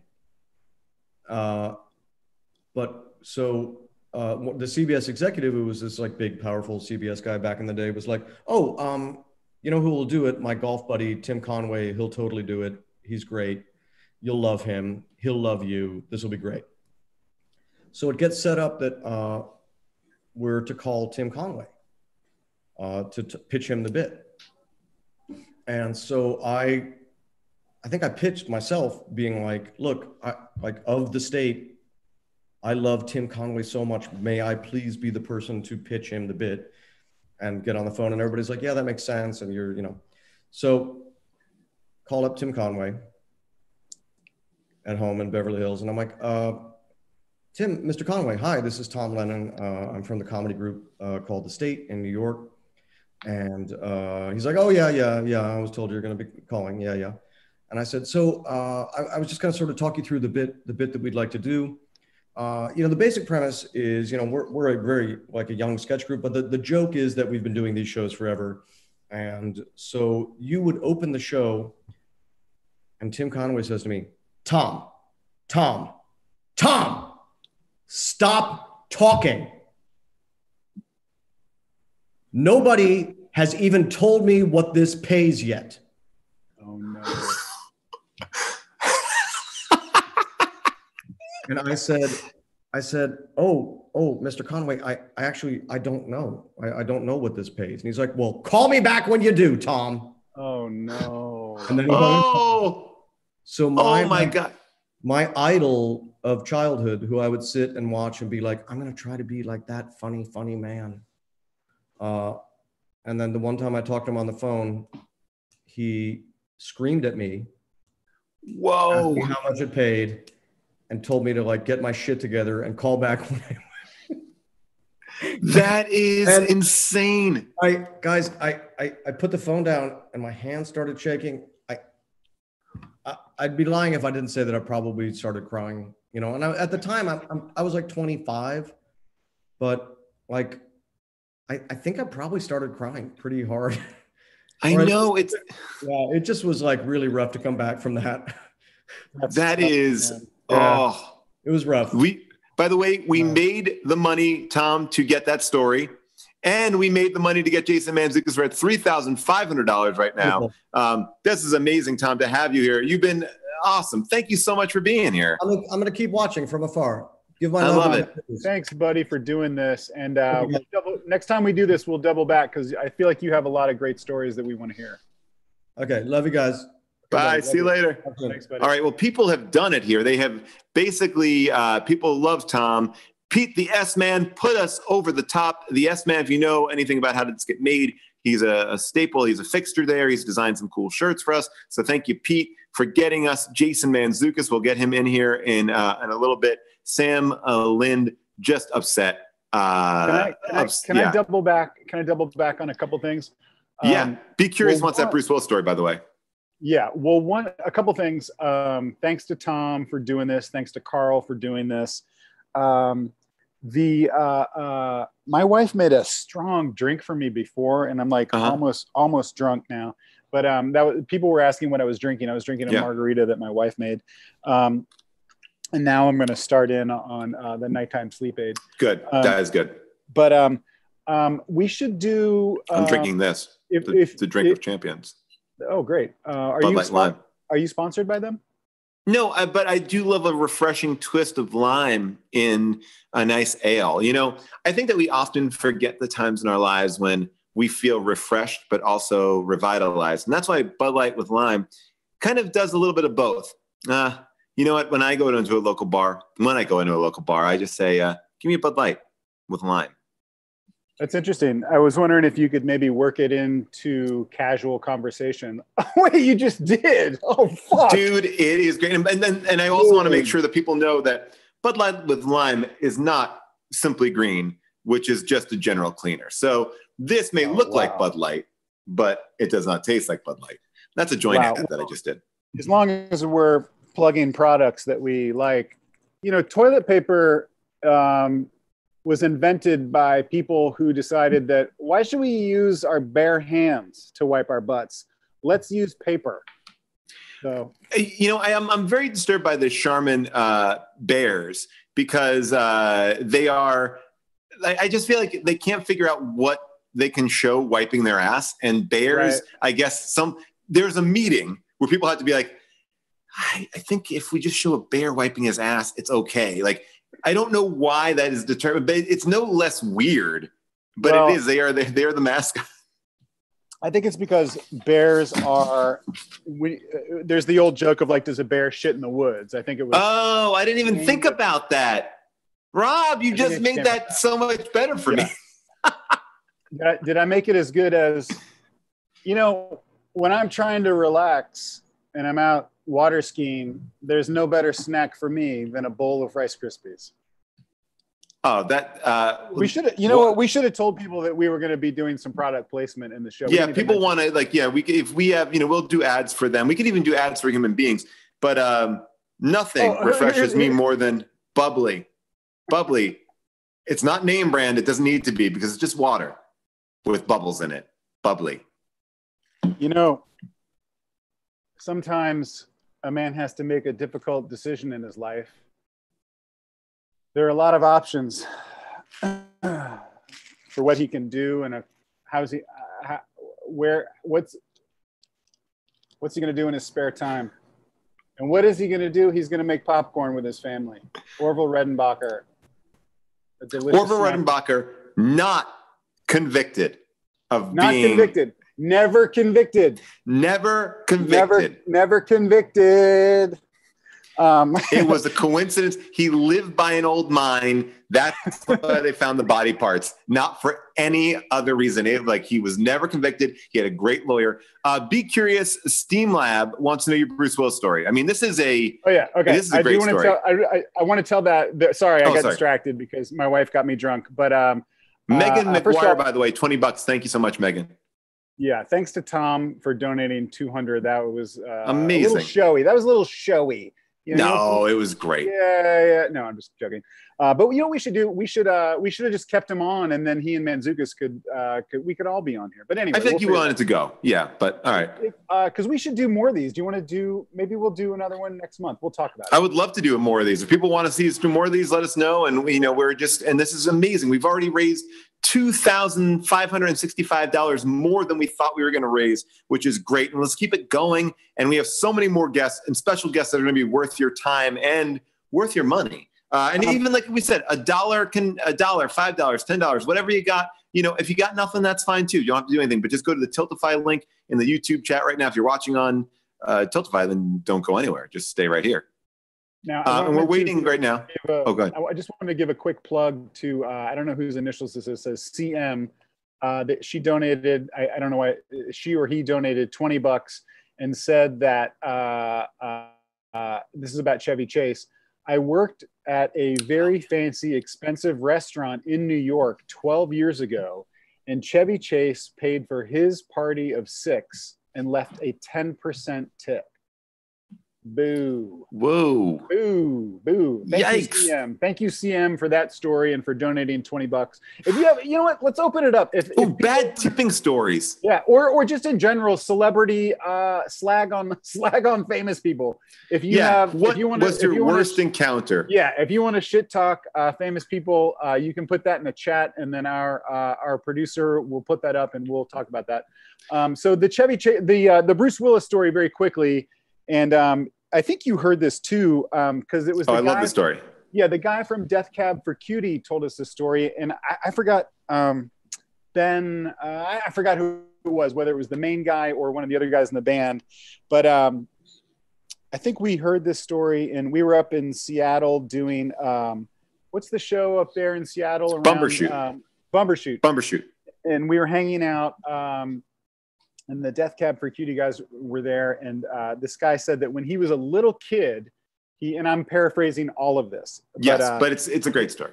Yeah, when he was a little kid, Bruce Willis was shooting a movie in his town. I don't know whether because they bought their town. Basically, like Bruce Willis bought this town in like Idaho, him and Demi Moore, and they're like, we're gonna be here. We are like the ambassadors here. They had a theater there. They even like put on a production of True West. They were literally like the mayor of this town. They were the centerpiece. It was so cool. They loved the community. And then so this little kid, who was not famous at the time, he was a little kid, went up to Bruce Willis, they saw them filming something, and his dad said, go over and say hi to him. So he went over to say hi to Bruce Willis, and same thing that happened to your mom. Bruce Willis was basically like, hey kid, go fuck yourself, like very aggressively, like not cool. And so the kid sort of filed that away. He was little. He was like, under 10, I think. So then years later, he's now in a big band. They're touring the world. And they were like in Germany or somewhere. And I think they were in a bar, and he saw Bruce Willis, and he was like, oh man, this is crazy. I got to go say hi to Bruce Willis and just like see what he's like. I'm sure he was having a bad day, and he goes over to him. He's like, hey, Bruce, my name's so-and-so. I'm from Death Cab. And Bruce Willis is like, hey, kid, go fuck yourself. Like 30 years later. That's his go-to response from kids to adults. It's so crazy. Rob, a couple things here. Molly Mullen says, I have a sick Rick Moranis story. Do we want to take a risk and bring Molly Mullen in here and hear a story? I got to say, man, I'm a big fan of Rick Moranis. Me too. I know that he dropped out of showbiz to raise his daughter. Is this going to bum everybody out? Let's find out, Molly, because I don't want to, if it's like, I don't know, now that we've opened up the floodgates. Also, I'm kind of interested. I mean, I've heard that Rick Moranis can be persnickety, but I'm curious to hear it. I guess what we can do is this. I have a texting number. You can text me at this number. And here, let me give it to you right now. You can text me at 917-877-0657. That's 917-877-0657. 917-877-0657. Molly, get out of here. Text us, and we'll send you the Zoom link, and we'll bring you in. And if it's a good story, you'll stay. And if not, we'll kick you right out. But Rob, I want to say that today's show is brought to you by Slater Nowers. Slater Nowers is a human being that you can count on. You can rely on. He will not let you down. Slater Nowers, he's one of the best human beings in the world. They want him to run for president. He doesn't want to do it. I met Slater Nowers, and we should say Slater Nowers just donated $50, and he asked us to give him a little plug. So I'm happy to do that. Anyone that donates $50, I'm happy to give you a shout out. But when I was in Vietnam, than a shout out, a full-throated ad. Oh yeah. When I was in Vietnam, as you know, I fought very hard for my country in Vietnam, and I got shot through the neck, and I was walking around just fucking blood just spewing out of my neck, and I was like, help. And Slater, is it Slater? Yeah, Slater. Yeah, came Slater. up to me, and he stuck his finger into my neck like the little boy, the Dutch boy sticking his finger into a dike, and he just plugged it up, got me all patched up, and I healed up, and here I am good as new, and it's all thanks to Slater. Saved my life. Wow. Slater Nowers, when I couldn't get my wife pregnant, Slater said, let me do it for you. And I said, but Slater, I mean, you have amazing sperm. You have amazing DNA. Would you do that? And he's like, I will do it. And you know what? Slater went in, did the duty, did the job. And I have a great kid now. I have an amazing kid. And it's all because of Slater Nauer's amazing sperm. And I really appreciate that. Thank you, Slater. And I will say this, a lot of people talk shit about Slater Nauers. Yes, he donated $50 to Color of Change on our YouTube special. But a lot of people say, he vandalized my neighborhood. I saw him in my neighborhood. He was spray painting, his graffiti tags all over my neighborhood. A lot of people say that, that he's behind all the missing dogs. There's a lot in his hometown. A lot of missing dogs, A lot of missing dogs. And people said that they saw him with Orville Redenbacher just out in the street laughing to themselves in the car. People, I say, not charged, never charged. Is that what never charged. Never charged. But Slater, thank you for donating $50. Okay, Molly says she's coming in. Okay, here we go. And also just want to say that Christina Luckfield tells a story that Dennis Rodman came into the store that she worked at and entered through the front doors yelling, "Are you ready to party?" And then went around asking young children if they wanted to take pictures with him, which I think is amazing. I come to love Dennis Rodman. I heard that for that Last Dance documentary, they're like, they had, literally 6 hours of questions for him. And he goes, all right, I'll give you 30 minutes. And that was it. And he, before he started doing his interview, the only thing that he requested was a tuna sandwich from Subway and a hot tea. And I think about that as the most grossest combination you could possibly ever have. Hot tea and a tuna sandwich. Do we have Zooks on hold right now? What are we doing with him? I haven't seen Zooks in the waiting room. We are waiting on Zooks. Maybe we could text him and see where he's at, because we do have a very special guest coming up. And I think if we can we'll just see what happens here, because we already have been raising so much money. I want to get to our goal of $5,000, and I want to make sure that we get there. There's a challenge here. Christopher N. has donated already $75. He says that he can add another $125 if Zeus will come on to Unspooled. So not going to happen. Sorry, buddy. Not going to happen. Can't take that money from Color Change. It just can't happen, buddy. I'm so sorry. What's the policy on Unspooled? No guests?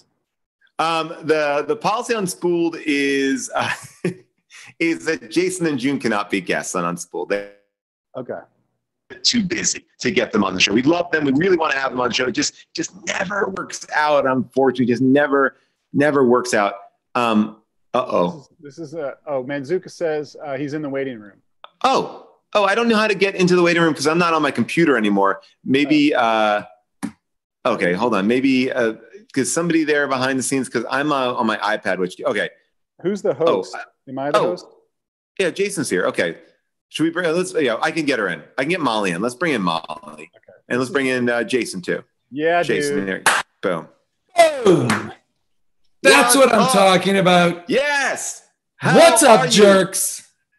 Jason, what's up, jerk? People have donated so much money to get you here tonight. We raised $200 in a second to say that if they gave $200, you would get here. You got here. Boom. I'm here. All I know is I'm watching. I came here. I thought I was talking to Tom Lennon. He is not here. Tom Lennon not appearing. He was here and he left. He said you intimidate him. I was promised. I was promised peak Lennon. I was told he would show his shorted butt. He did. He did show his shorted butt. I will say that was awesome. I think we got a lot of money off that. Well, Jason, now that you're here, you're coming into a point where we're talking about weird stories with celebrities.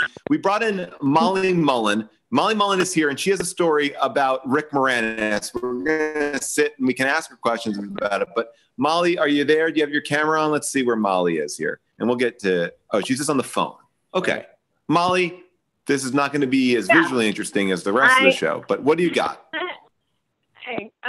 So yeah, I was trying to get on video, but it wasn't working for me. Okay, so let me go off speaker. Okay, So this is a secondary story that a friend told me right after it happened. Okay. It was a long time ago.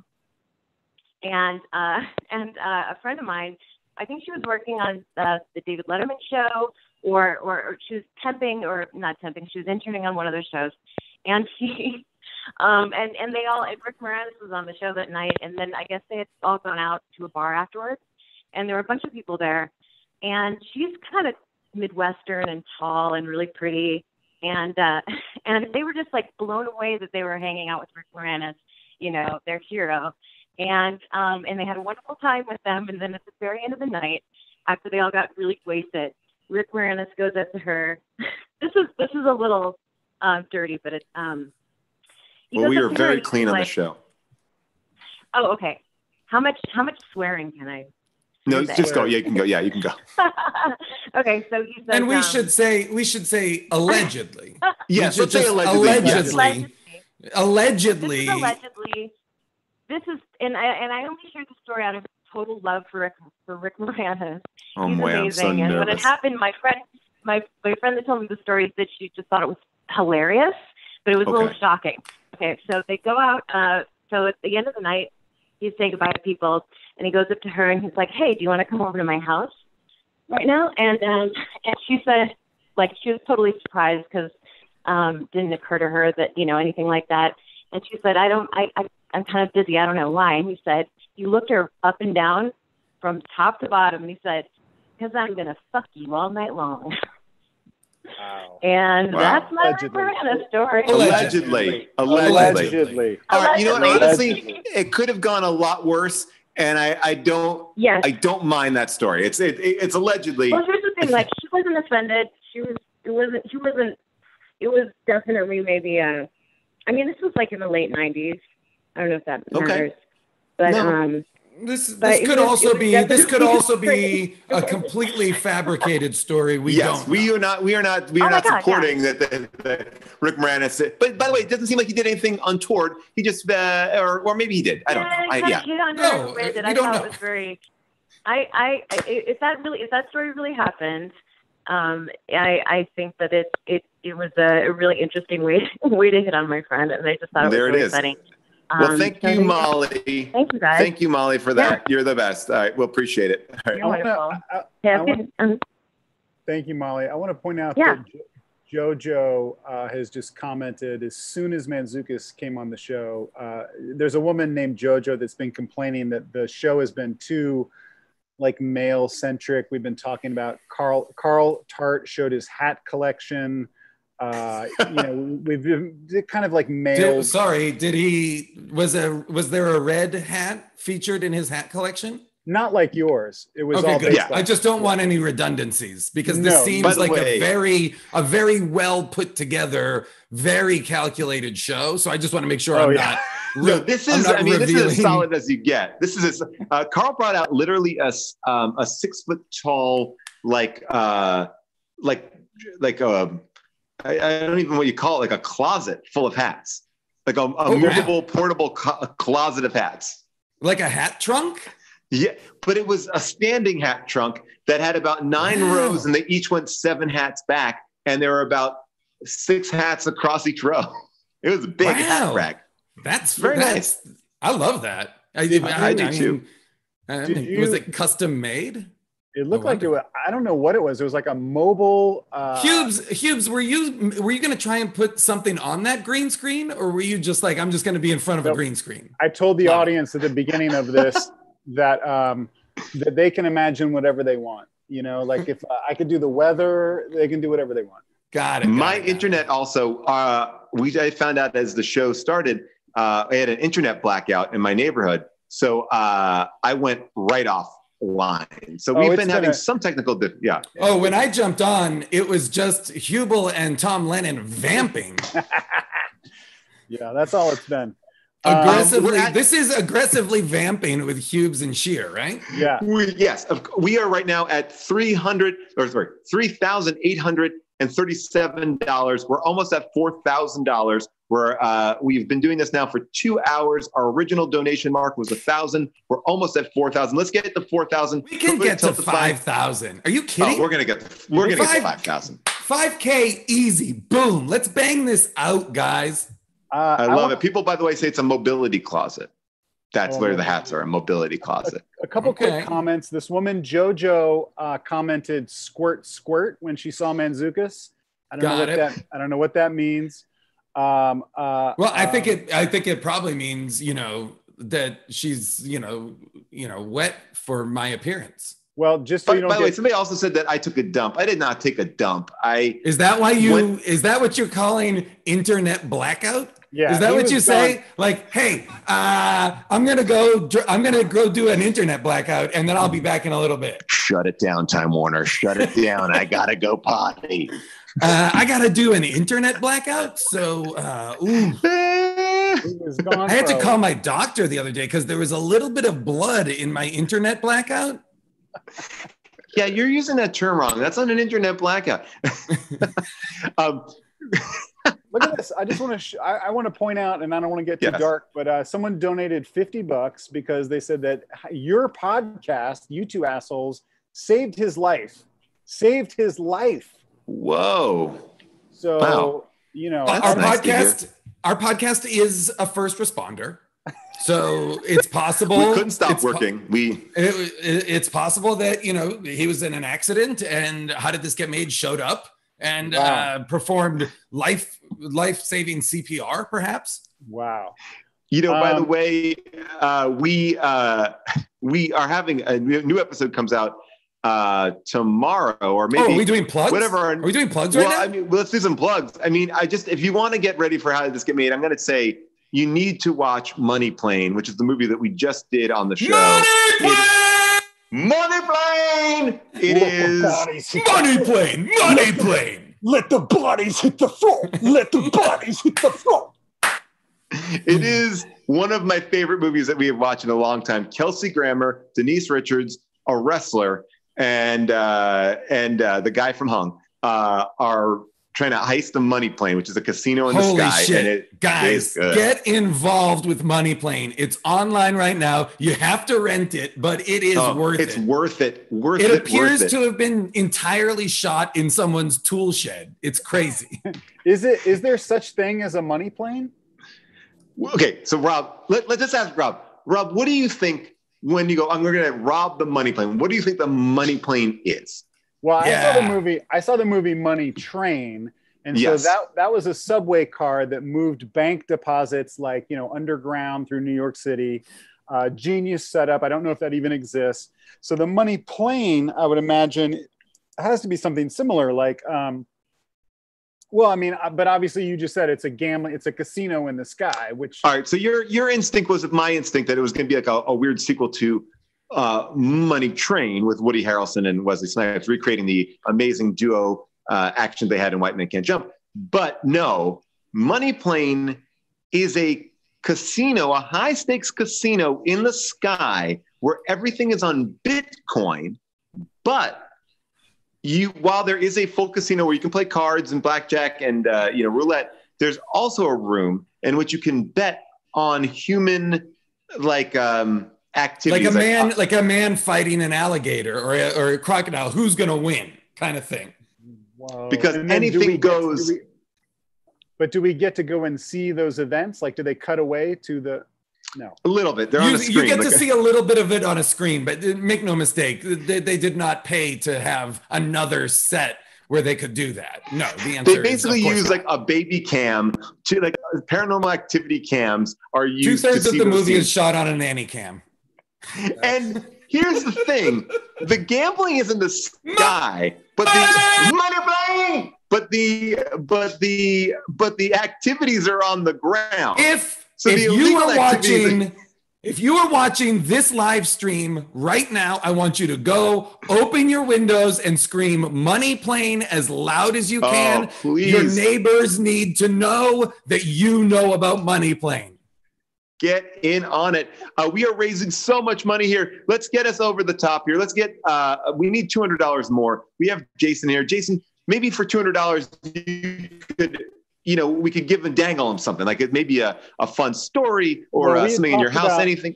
Yeah, we talked about maybe if we can get across 4,000 that Mantzoukas might show something rare that he has in his house. I know that Mantzoukas, do a lot of people know that you might have unusual things in your house? I mean, just looking at the way, just want to tell people to go to the Tiltify link on the YouTube page, and you go there and you can see it. That's how you can do it. Let's get over 200 here.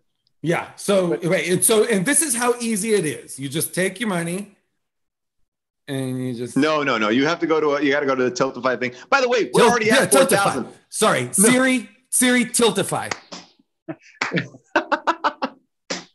It works like an ATM, right? How no, it doesn't. You can't just shove the money at the Siri, Tiltify.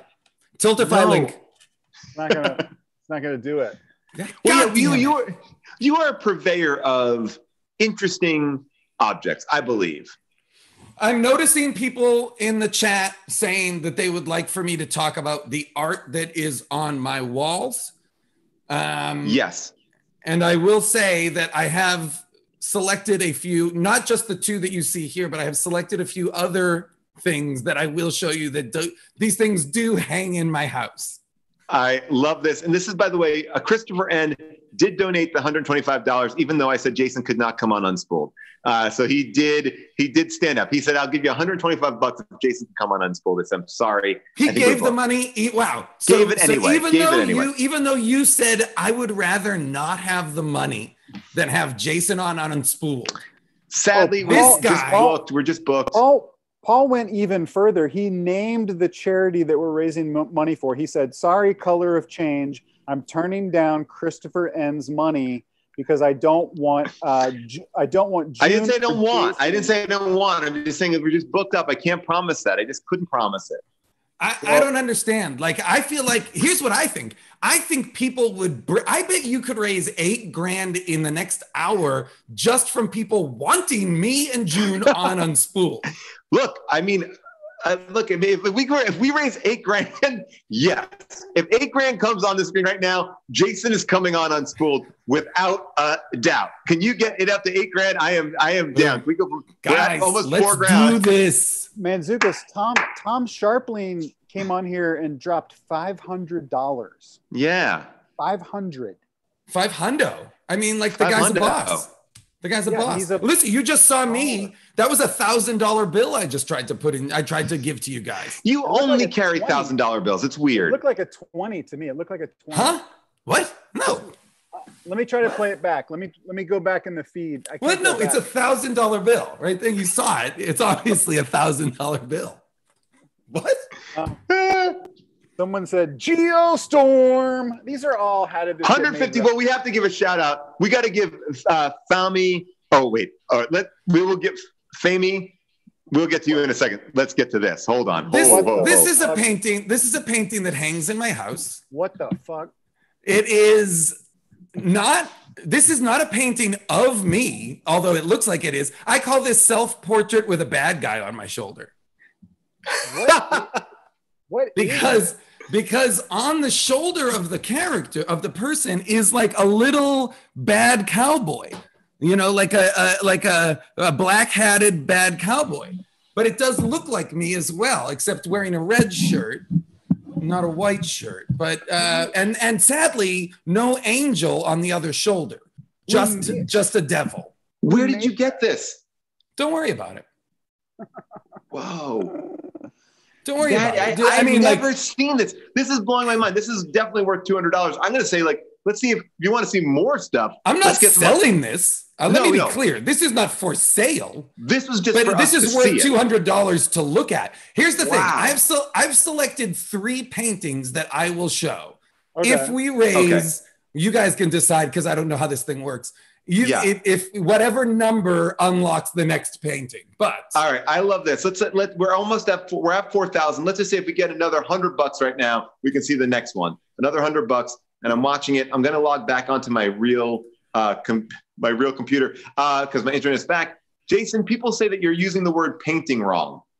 Oh, that's true. That is not a painting. I noticed. Oh, that's true. That is not a painting. That's true. That in that instance, you're right. That is. The medium, yes, the medium is not paint. It's not oil paints or yeah. That's true. I'm using that as a catch-all for all the art. Fami Man or Fame Man gave $150 to hear you say Geostorm. Would you do that? He already gave it.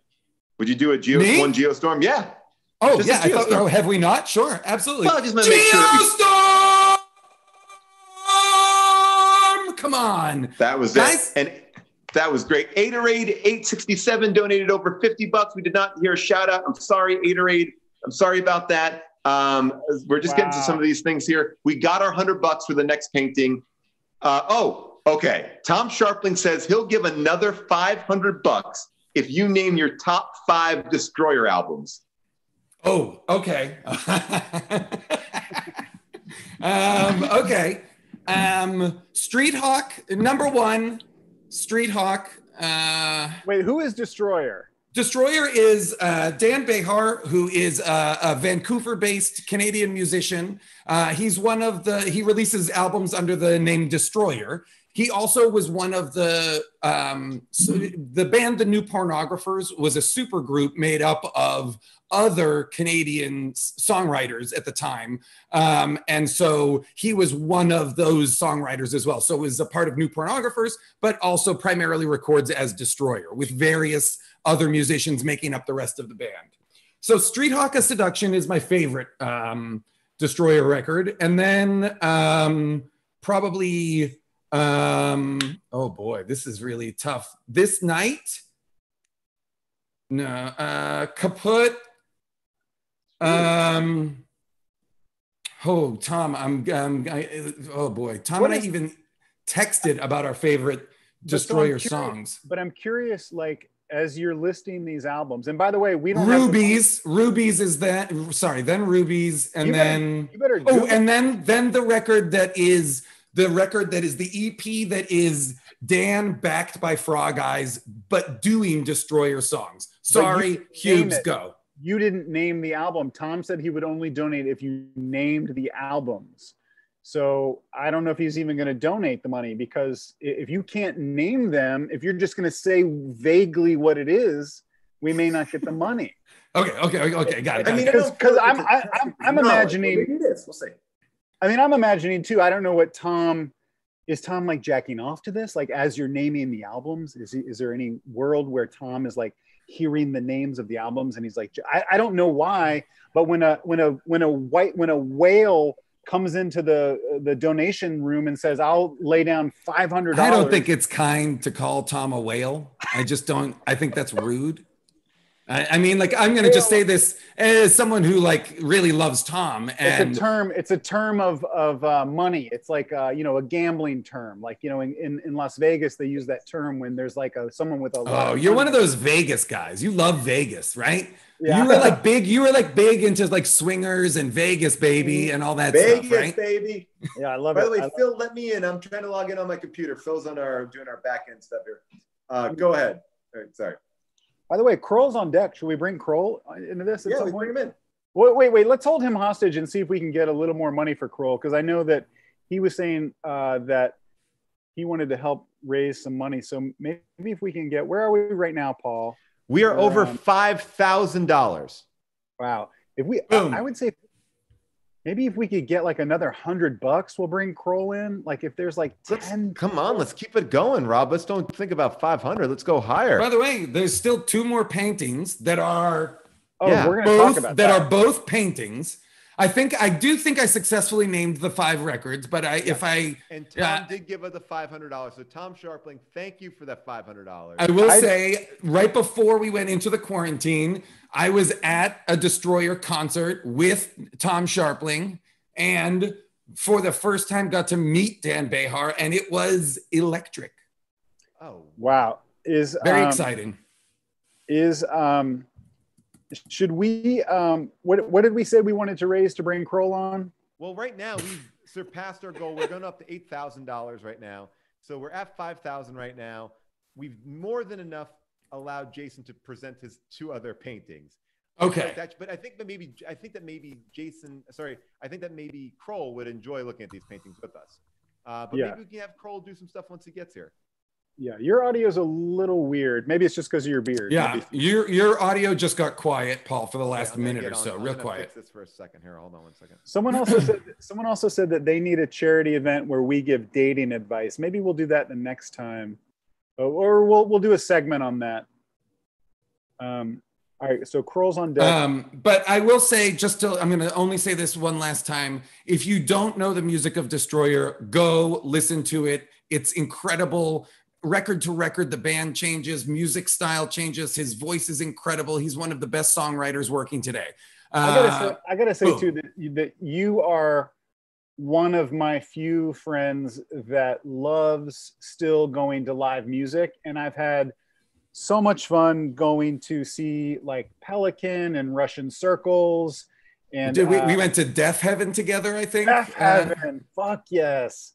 An amazing San Francisco band that had put out a record called Sunbather that's unbelievable. Yeah. Really great band. Heavy, very heavy band. How much do you miss going to see live music? Like, it's so interesting, like, because we talk about a lot, because the three of us, along with some other people, perform live every Wednesday night at UCB, normally here under normal circumstances. So I think a lot about how much I miss performing, but I a lot of times go to a lot of concerts, and so I'm devastated on both sides. It's very hard to be able to not perform, but it's also like, to not be a part of a crowd watching something is also heartbreaking. There's something, or the same thing goes for sitting in a movie theater with a crowd and sharing that. Like the loss, grieving our shared social experiences has been very difficult during this quarantine. Like to lose touch with how we all process, both from a performance standpoint, but also from an audience standpoint. How we understand and listen to and consume art has changed, and now we're doing this. It's fascinating. It's such a weird thing. I mean, just to qualify that, like, it is a weird thing to, when you think about all the big picture, like that, that's not the important thing, but it is also a part of us. It's like part of what we all. It's our community. Missing. Yeah, and like. Yeah, it is just really hard because like I feel weird like talking about it sometimes about like how much I miss performing and how much I miss, going out and going to music and everything, because when you think about people fucking in hospitals and people that are losing their apartments and so it's weird to think about that other stuff, but it's not. But I think it's like just missing out on being able to have touch, see, be around people. It's like we are very isolated, and some more than others, but we are in a bubble. And it's weird because for me, I've been in my house now for 100 and like almost 40 days, and it's normal now. So I've stopped feeling that thing, but like the thought of it sometimes is like, oh, right, I remember what that was like. It just, you can adapt to it so quickly, but we're in this weird zone right now. I hope this answers your question, Cassandra Radford Randall, who wanted to know how we're holding up. All right, Jason, are you doing well, by the way? They want to know. She wants to know, are you doing well in quarantine? Is it good for you? No, I'm doing poorly. Well, what is that? What is that picture? So this is a painting, and don't come at me. It's a painting. But what I like about this painting, and this is a series of paintings that I have, but I chose this one to illustrate it, is that it is not, in my opinion, it was not finished because the person never drew the faces. Oh, wow. I feel like it was finished. I think that was on purpose. No. I think they waited to do the faces at the end because it would be the hardest thing, and then just abandoned it. Where are you finding this stuff? Don't worry about it. No, but in general. He cannot reveal. I can't listen. Reveal. I've got sources, Hubes. Well, I can't be out in these streets just revealing. By the way, I'm going to reveal something about Jason right now. I had a hookup for Jason, some pieces of art that I thought, oh, maybe Jason would like this. And I sent him over a link, and he looked at it. He appreciated it. Was not interested in them. Not interested. There's very specific things that I'm interested in. Well, Zooks, will you talk a little bit about that? Because that's interesting to me. Like you were saying that I know that when we lived in New York, you guys, or a bunch of you guys, had a weekend house, and you would go to like flea markets and buy stuff. Can you talk a little bit about Specifically, we lived in a bunch of us had a house in Fleischmann's, New York, when we were all kind of coming up in comedy, and we would rent it for the summer. And in the town of Fleischmann's, in the Catskills, this is the Catskills, New York, so it's like 2.5 hours out of the city. In that town, every Saturday night, there was an auction. There was an estate auction. Whoa. And I would go every Saturday night, and I would come home to a house full of like other comedians and our, girlfriends or spouses at the time, whatever. And I would bring home taxidermy. I would bring home record collections. But one of the things that used to keep us entertained for hours was I would buy boxes of people's photographs. So then the weekend's activity would be like pouring through old photographs, being like, hey, it looks like this family in the 30s had horses. Yeah, I've got horses over here. And you would start to try and puzzle together a timeline of a family based on the 3 cardboard boxes of loose photos. By the way, you said puzzle, and I just want to talk to you about one thing, because we should bring in Nick. Yeah. First of all, Sid B just gave $200. They said, get Jason and June on Unspooled. Again, if we can make the time, we will figure it out. What do you mean? Whoa. What do you mean? Whoa. The time. Well, look, we have Amy Heckerling coming up. Cameron Crowe is going to come on, and look, if can make the time. Look, if they're in a movie that is, in the Unspooled canon, we're going to shoot this. Manzukis have been fucking. We're shooting this into space. We are talking to. So wait, Unspooled is about it was the AFI Top 100, right? It was. We finished that. Now we're on season 2. Great. Yeah. So season 2 has got to be what? Like Dirty Grandpa? Dirty Grandpa. Dirty Grandpa's on there, but we have Dan Mazer. Boom, put me in. Dan Mazer's doing it. Mazer and Adam Pally are going to be the guests on that one. John Wick, Chapter 3, Parabellum. Yeah, John Wick 3. We got Lance. TikTok, Mr. Wick. I can't get on Unspooled even if I say TikTok, Mr. Wick. It's unfortunately this is cold. Do it again. But the Dictator episode. The Dictator catchphrase. Do your catchphrase from John I want to Wick make 3. sure that people understand when I say TikTok, Mr. Wick, I am not referencing TikTok, the app. Okay. That was not and is not any kind of promotion for TikTok. But they used it in all their commercials. And now people are associating you with piracy. Damn it. Let's bring on Kroll. Let's bring in Kroll. A big shout out to, like I said, Sid B for the 200. Sam Lind. Thank you, Molly Mullen, for the $20 in the awkward Rick Moranis story.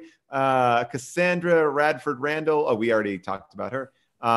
This is great. We are at $5,182. The show is barreling along. Let's see if we can raise another $1,000. And if we do, I am also. Whoa, guys. What? Whoa. All right, guys. Sorry, guys. Nick couldn't make it. He said to step out. Whoa! Who is this? Who is this? Who is this? Paul, remember me? Yeah, from Piranha, of course. Yeah. Victor Barge. I worked with Vic. He was great. I haven't seen you since Lake Havasu. Oh yeah, wow, buddy. Yeah, so good to see you. I don't know who this is. What, he worked on Piranha? Well, That's yeah, Vic. so cool. Tell him what you do. Vic is amazing. He's a kind of a It's so go-to cool guy. because Vic seems like such a character that is from your past, Paul, and it's amazing that he has that that tank top that connects the thing to it. Yeah, Paul and I worked together on Piranha 3D. Yeah, and you know, and I was an extra that got upgraded. I got upgraded now, so we used a lot of the local people from Lake Havasu, and he was one of the best, like really one of the best guys out there. Originally from New York, settled in Havasu in '93, stuck around. You know, the movie comes through. We have a great time. Paul and I connect. I do Piranha. I get the rap gift. I get all of it, and then I moved to LA. You know, I've been struggling a little bit, but acting really caught the bug all over the theaters in Burbank, Glendale. So wait, you caught the bug COVID? Oh no! The COVID bug. I got triple COVID. Oh no! Wait, but no, I haven't, like, you know, Vic, I haven't really seen you. I mean, like, yeah, what have you been doing now? You've been trying to get some. You know, I caught the triple. I caught the, you know, obviously I caught the actual COVID bug. Oh, okay. Yeah. 3-time survivor, you know. But I caught the acting bug, you know, doing Piranha 3D. When I got chomped up by all those piranhas, I got eaten up good. Paul remembers this, of course. I do. It was a great, I mean, it was one of the best death scenes in the movie. That's what the movie's about. So, and I remember, wow, I could do this. So I moved out to LA. I do theater repertory in Burbank, theater repertory in Glendale, theater repertory West Side, Santa Monica. I've done shows in all those Santa Monica black box theaters, and you did I remember you. I think you emailed me. You did what is it? The the Iceman Cometh. You almost did and yeah, like I did the Vanilla Iceman Cometh. Yeah, so, it was kind of a merging of yeah. Well, Vic. And you know, and Robert was supposed to come to Vanilla, you know. I was busy that night and I wanted to come out there, but we were hoping that maybe if you wanted to just give us a taste of something that you're working on, maybe some new acting material or like maybe I've been working on monologues. You know, I know obviously COVID, you know, knocked it out, and you know, when Trump comes back and wins this next one, you know, obviously that's going to be a great. We don't want that. You know, Rob, why don't we we want to hear his monologue? Let's see if we can raise some money for it, and let's see if we can get some let's see if we can get another $400 or $200. Let's say $200 right now, and maybe we give a second for people to donate. You can go to the Tiltify link. It's if you're on the YouTube page, just click on the link there, or you're on Tiltify right now, just donate some money here. We've gotten so many great donations. And while we're waiting for that donation, maybe Jason, you want to show us your third? I'll show you the third piece of art, and then I'm going to leave so you guys can chat with Vic. Actually, I'd love for you to stick around, Jason. I'm a big fan. I don't need to, Vic, really. It's it seems like you got those glasses. Are they giving you trouble? Well, these are my reading glasses. But I like them because is it the idea you like to look at life through rose-colored glasses? Is that yeah. These are reading glasses. So. Wow. No, but go ahead, show your fucking weird art again. Whoa. Okay, wait, hold on. Get that. So this is a painting. This is a painting that is also unfinished. That's a drawing. It is unfinished. It is a naked lady on a 10-speed bike. So many unfinished paintings, but that one's kind of beautiful. She's like existing in the clouds. Right? That's what I've been talking about, man. Our fuckable bikes. Like I was talking to Paul earlier about giving money. I'm not going to invest in this. Oh, fuckable dude, car. if I could fuck my Peloton, I would work out so much harder. Really? While I rode it, if I could also be fucking it. Hey, Jason, can I get that painting's number? She's taken, Vic. I'm sorry. But by the way, it's a half painted painting, and she's barely all there. All right. We are actually raising some money. We just got made $100 here. You just said we are actually raising some money as if you are shocked to find out that you are raising money at your own fundraiser. Well, look, we started somehow this chaos is yielding money. I'm not sure what we're doing, but it's working. We started with a $1,000 goal. We've surpassed that. We're kind of coming up to 6,000 here. But when we asked for Vic to do a monologue, we needed $200, and we've already made $100 there. We're only looking for $100 more. Thanks to Mike McLaren or Mike McLennan, who gave $50 here. And thanks for putting. I knew John Lennon. Oh, really? How is that possible? How's that possible? Come on. Yeah. In New York back in the day, I gave what's his face, the Catcher in the Rye. Wait, no, you gave John Lennon's assassin like the impetus to kill John Lennon? Yeah, I was out walking my dog one day. I go, hey Lennon, give me a picture, and he doesn't do it. I go, watch yourself. And then I go, I meet Sirhan, and Sirhan, the man that murdered RFK. We're all the same. Hey Jay. So are you saying that Mark David Chapman has been imprisoned wrongfully? Yeah. Yeah, basically. Vic, we were talking earlier in the show about like weird celebrity encounters, and Tom Lennon told an insane one about Tim Conway. We heard about Bruce Willis. I told the story about my mom being verbally assaulted by Chevy Chase. Rob told his story about being slapped by Chevy Chase. Have you ever had a weird celebrity encounter? I mean, by the way, revise. I meant Tom Lennon, not John Lennon. By the way, that's okay. Then that's better. Yeah, God, that makes much more sense. That makes sense. That checks out. Because I did extra work on Reno. Oh, nice. Oh, cool. Wait, did you say on Reno or in Reno? I did extra work in Reno. Okay. That's different. I had to pretend to be a slot machine. And so a slob machine? What? No, a slot machine. Slot machine. What's a slob machine? A slob machine. I had to, so we do what you got to do. In this scene, we need there to be like a really cool looking machine, and then like a real slob machine, to really juxtapose. Your arm. Yeah. So Paul, where are we with the money? Because I want to hear Vic's monologue, but I want to make sure maybe if someone we are just a little bit away from the full goal. I think if people just go on our Tiltify, we can push us over the edge here. I think all we need, I'm just kind of roughly doing the math, is about $50 more, and then we'll stop shoving it in there. That's hilarious. This is as easy as it is. All you do is take it and shove it. No, you don't put it into your computer. Money plane. Vic, in Reno, that's how they work the slob machine.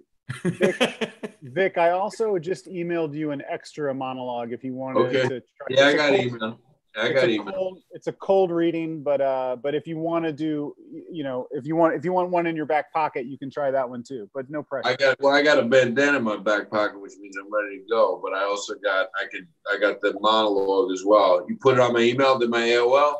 You sent it to my AOL. I sent it to your AOL. We just lost picture with Vic.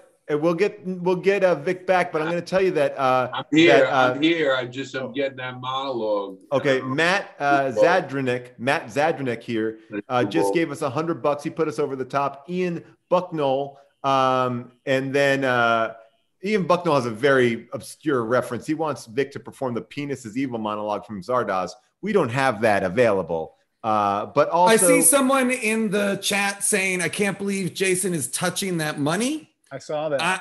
I have laundered all of my money. True story. What? Jason? I ran it through the laundry machine. Boom. Fucking clean money, guys. By the way, touchy. Jay just wants to say thank you, Jason, for mentioning Swan Lake. Oh, yeah. Okay, great. Absolutely. Hey, Jay, if you need help laundering money, I got a guy. I bet you do. Okay. Who's your guy? Who's your guy, Vic? It's Armand. He runs the Mercedes in Glendale. I've been there. It's a nice place. It's a nice. They always try to make you eat the pastries, though. The pastries look it's from Porto's, man. I love the pastries from Porto's in Glendale. Gooch Grease just gave us some more money, but we do officially have the money right now. We're very close to raising $6,000. That's the lube company I tried to start in Santa Monica. By the way, I don't know why that didn't take off. The name is catchy. It's really fun. Yeah, Gooch That Grease. should have worked. But people are now, if you are ready to perform the monologue, we have raised enough money for the monologue, but keep that money going. Let's get up to $6,000 right now. We're almost at 5.5. So Can you guys still see me now or no? No, we lost you. You got to get it to my AOL. Hold on. I'm going to come back. Give me one. Wow. Take your time. Maybe you could have one on an iPad and one on maybe just a different device. I'm using my kid's iPad right now, so I don't want. Oh, how old's your kid? 17. Get him out here. Nah. I locked him up. He smokes grass in the house. I locked him up. Hey, Paul, where did you keep him? This is going well. Yeah. Paul, while we're waiting for Vic, I want to show you a human giant prop. Okay. And I want you to. I want to see how long it'll take you to remember the sketch that this is from. Okay. Okay. Okay. So I gotta do something with my face, but okay, you do something with your face. I'm gonna thank Stephanie M. You can turn off your camera if you want for a second, No, Rob. no, it's not that big of a deal. Here we go. Stephanie M, $50. Thank you, Stephanie. Oh man, I remember the sketch. Wait, let's shoot some hoops. This is the worst. This is the dumbest sketch we did on Human Giant. It was like a 3-on-3 basketball sketch, right? No, this was the face melting arc where where either you or Aziz had the Ark of the Covenant in your apartment, and we were never supposed to look in it no matter what, and obviously I did because my face started melting off. You kept those pieces? It was the first time I'd ever worn like crazy shit on my face, and I would just. When I moved, I found it in like the bottom of a duffel bag and I kept it. So anyway, it's really great. Hey, my kid loves Aziz. Oh, great. We've had a lot of people talking about Aziz tonight. People are assuming that he was going to be here. He is not going to be here. You know, we're not holding him hostage. He loves him. Vic, did you get your audition stuff? Yeah. And I want to thank while Vic is looking at his audition, Tom White for $20, Karen E. Walag for $20. Stephanie M, we already mentioned her. But we're getting so close to $6,000. Help us put us over the top here. Because I think when you see Vic's performance, this may be if there's a lot of industry watching, which there is. Everybody in the industry out there, I'm looking for an agent, commercial agent, voiceover agent. Oh God, this guy. That's great. You were just with CAA, and CAA you worked in CAA. You weren't with CAA. You were a valet, right? Yeah. I was a valet for the valets. So basically, the valets would run to you with the car from someone else, and then you would park the car. I would park the valet's car when they got in, so they could get right to work, and then I would get a salad, big bunch of lettuce in a plastic box. Oh, that's great. Plastic box full of lettuce. If that doesn't scream lunch, then I don't know what does. Guys, I'm going to go so you guys can hear this monologue. I will just leave you by saying TikTok, Mr. Vic. Thank you for having me. Guys, raise that money. What's it called? Color of Change. Color of Change. Color of Change. The largest Tiltify. Online. Oh yeah, Tiltify. If you're watching right now on YouTube, make sure that you go to the Tiltify link in the chat. If you're also on YouTube, we're going to do this again. So subscribe, and we'll. And remember, Paul said if they raise $8,000, June and I can be on Unspooled. He said it. 12,000. Keep him honest. I heard 8. I heard 8. You know what? If we get to 8,000, you can both come on Unspooled. Don't forget Money Plane, TikTok, Mr. Vic. Great to see you all. Love you. Bye. Stay safe. Thank you, Kate W. for the $100. Thank you, Leela, for the $50. Hey, Nong Man. Thank you, Tom White, for the 20. This is great. We're raising money. All right. So Vic, it's a pleasure to have you. And we really are so excited to hear this monologue. Awesome. All right. So I got this one I prepared earlier. This is before the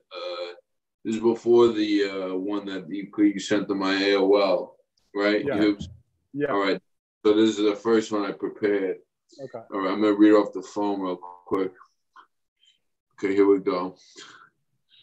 Oh, you're blocking your screen, Vic. Okay. Yeah, just slate your name. Hey, Victor Barge. No relation to Elder Barge. Hey, I like that. That's a fun man. Can you turn to the side? Great. And just show us your hands. Well, Rob, this is all right. Yeah. His hands are all fucked up. All right. So we'll make a note of that. We'll make a note of your hands. Yeah. Anytime you're ready, Vic. So this is from, you guys are talking about the color of change, but this is from the color of money, but not because it's actually Wall Street. Okay. Here we go. Remember that movie, Wall Street? Yeah, Wall Street. Michael Douglas, big movie. Shia LaBeouf. Great movie. This is Michael Douglas, who I've been modeling my hair after for a couple of years. I want that long and back, you know. I asked for the Pat Riley. I go for the Pat Riley, you know, like that. Pat Riley look, not many people can pull it off, but I think you really are nailing it there. You really got it. Looks great, Vic. Smooth up top. A little party in back. All right. Oh yeah, so nice and smooth. Michael Douglas, son of Kirk Douglas, American hero, who recently passed away. And this is Michael Douglas in the movie Greed with my good friend Charlie Sheen. The point is, ladies and gentlemen, that greed, for lack of a better word, is good. I don't know if I'll keep going, but I don't know if I'm going to be able to do that in the movie when we shoot it for real. Am I going to be able to get up close to the camera like that? I would love to. Yeah, I think it would talk about it. We'll talk about it. Okay, I'm going to keep reading. Greed is right. Greed works. Greed clarifies, cuts through, and captures the essence of the evolutionary spirit. Greed in all its forms. Greed for life. Greed for money. For love. Knowledge has marked the upward surge of mankind. And greed, you mark my words, will not only save Teldar paper. What the fuck is that? I thought the movie was about Wall Street. What's Teldar paper? It's what they call. Don't worry. Isn't that The Office? Isn't that The Office? They're buying a paper company. Don't get worried about the specifics. It's really we want to focus. Introduce me to Krasinski. I want to do that good news thing. Well, I think it's over. Do you want to maybe be the permanent host when it goes? I want to be the permanent host. He sold it for a buttload of money to Viacom, and I want to taste. And greed, mark my words, will not only sell Teldar paper, but that other malfunctioning corporation called the USA. Thank you very much. Wow. That actually, I think, Vic, I didn't know what to expect from that. I just felt like I got it. I got it more than I think I got it when I heard Michael Douglas do it. I gotta say, to be fully honest about this, Vic, I'm not sure why you are memorizing that monologue, because they've already shot the movie. The movie's been out for a long time. So is this something that you're just doing to like sharpen your skills? Yeah. Because Rob, when you go out to an audition or you meet with an agent, you're in deep Glendale and you're at a meeting with an agent, you go to lunch, you go to Mendocino Farms, get a Save Drake salad. You got to be ready, and they're not going to know what you can do, so you got to be ready. So as soon as the salad's done and you're finishing off that lemonade, that's when I hit you with the monologue. It's kind of like it, and I think a lot of people, like, Shakespeare is so kind of passe. You used to have to do like a Shakespeare monologue. Now it's sort of, you could pick anything you want. Like I auditioned with a monologue from Moana, and I just kind of show off my stuff. That's kind of what I have. Do you have that handy? I could get it. Moana. Moana, that movie, because The Rock to me is who I'm gonna be. Yeah. Oh, you think your career will be the same as The Rock's? Being kind of like The Rock, Yeah. I gotta say, man, it's a pretty good monologue, and it's an amazing monologue. People are going crazy online. We're almost up to $6,000 because that monologue was so good. I'll do another one if there's more money. Look, yeah, let's see if we can get past $6,000. We're so close to that right now. We're at $200 away. If we can get, what would you do? Bucks, what would you do? What monologue? $200 for this. You sent it to my AOL, so I'd do that one probably from Fight Club. Sure. By the way, how is it? Are you? Yeah. All right. We have a Fight Club monologue coming up for $200, and I want to thank a couple people right now. Hey, Suzanne Paul, Paul, I'm going to go to the bathroom while you thank them. You got it. Okay. Well, first of all, Suzanne, $20. We're going to ask Rob a question that Suzanne had. Samantha, she says raffle off. Oh, this is all right. Suzanne wants to have Jason hold her baby. Chunk Style gave $100. What? I'm going to put on deodorant while you do that. Yeah. Oh, all right. Sure. So never seen anybody really do that. This is normally what you do in private and stuff like that, Okay. Well, we're in private, right? Well, there's a lot of people watching right now. We're almost, we've been raising a lot of money. A lot of people are watching. How about this? I'll do a commercial pitch if somebody drops $50. $50 for commercial. $50. You know what we've been doing Can you do a commercial pitch for $50? Here we go. Let's see if we got it. I'm gonna roll it in. If we got $50, this commercial will go out to you. Let's see. Give me a name, make the commercial personal for them. We've been doing that for people. They've been giving $50, and we've been people want to know. Joel Turnbull wants to know, how are you holding up in quarantine? Oh man, I'm good, man. I was sick as a doornail. I got hit 3 times. I guess I'm in some sort of Guinness. Are you not wearing a mask? No, I'm not wearing a mask. You fucking control me. Come on, man. I'm not gonna wear a mask. When you get 3 times, I feel like take away my rights. I gotta wear a mask. Take away my rights. Okay. All right. Well, last I checked, there's a free country. I get it, but you got it 3 times. I think at a certain point you have to realize that there's a problem going on. I go to the gym. I do my workout. You're still going to a gym? Yeah, there's a gym I go to, and there's Gold's Gym. Yeah, Gold's Gym. Yeah. Yeah, I go to this guy TC's place in Glendale. Wait, does that have any relationship to Gold's Gym at all? No, you just go. No, I'm just giving you a reference of a gym. So yeah, I got that. I understand what a gym is. Yeah. All right. Cool. Well, all right. We're getting some money in. I think we got $50 here. I'll do a commercial for Joel. You want me to do a commercial with Joel Turnbull? Yeah, let's do it. Let's do that. I love that. Hey, Joel. This commercial is for you. Hey, Joel. Why don't you start using some fucking Listerine Zero? Your breath stinks. Get your act together and start squabbling up Listerine Zero. Because honestly, with your breath the way it is, you're a zero. So get some Listerine in your mouth. Wow. And get my girlfriend's name out of your mouth. Jeez, wow. That's amazing. I stepped away for a minute. Did we get into commercial auditions?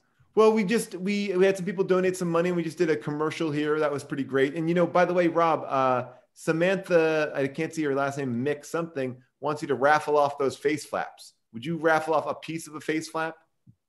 Yeah, absolutely. What's a good price for that? I'd be happy to send those to Samantha. Samantha, give me your address. No, we're not giving out people's address. You can email me at paul@paulscheer.com if you've won one of these prizes. I'm going to say best offer for a face flap. I keep trying to send you an email from my AOL. It's not going through. That's the one I have.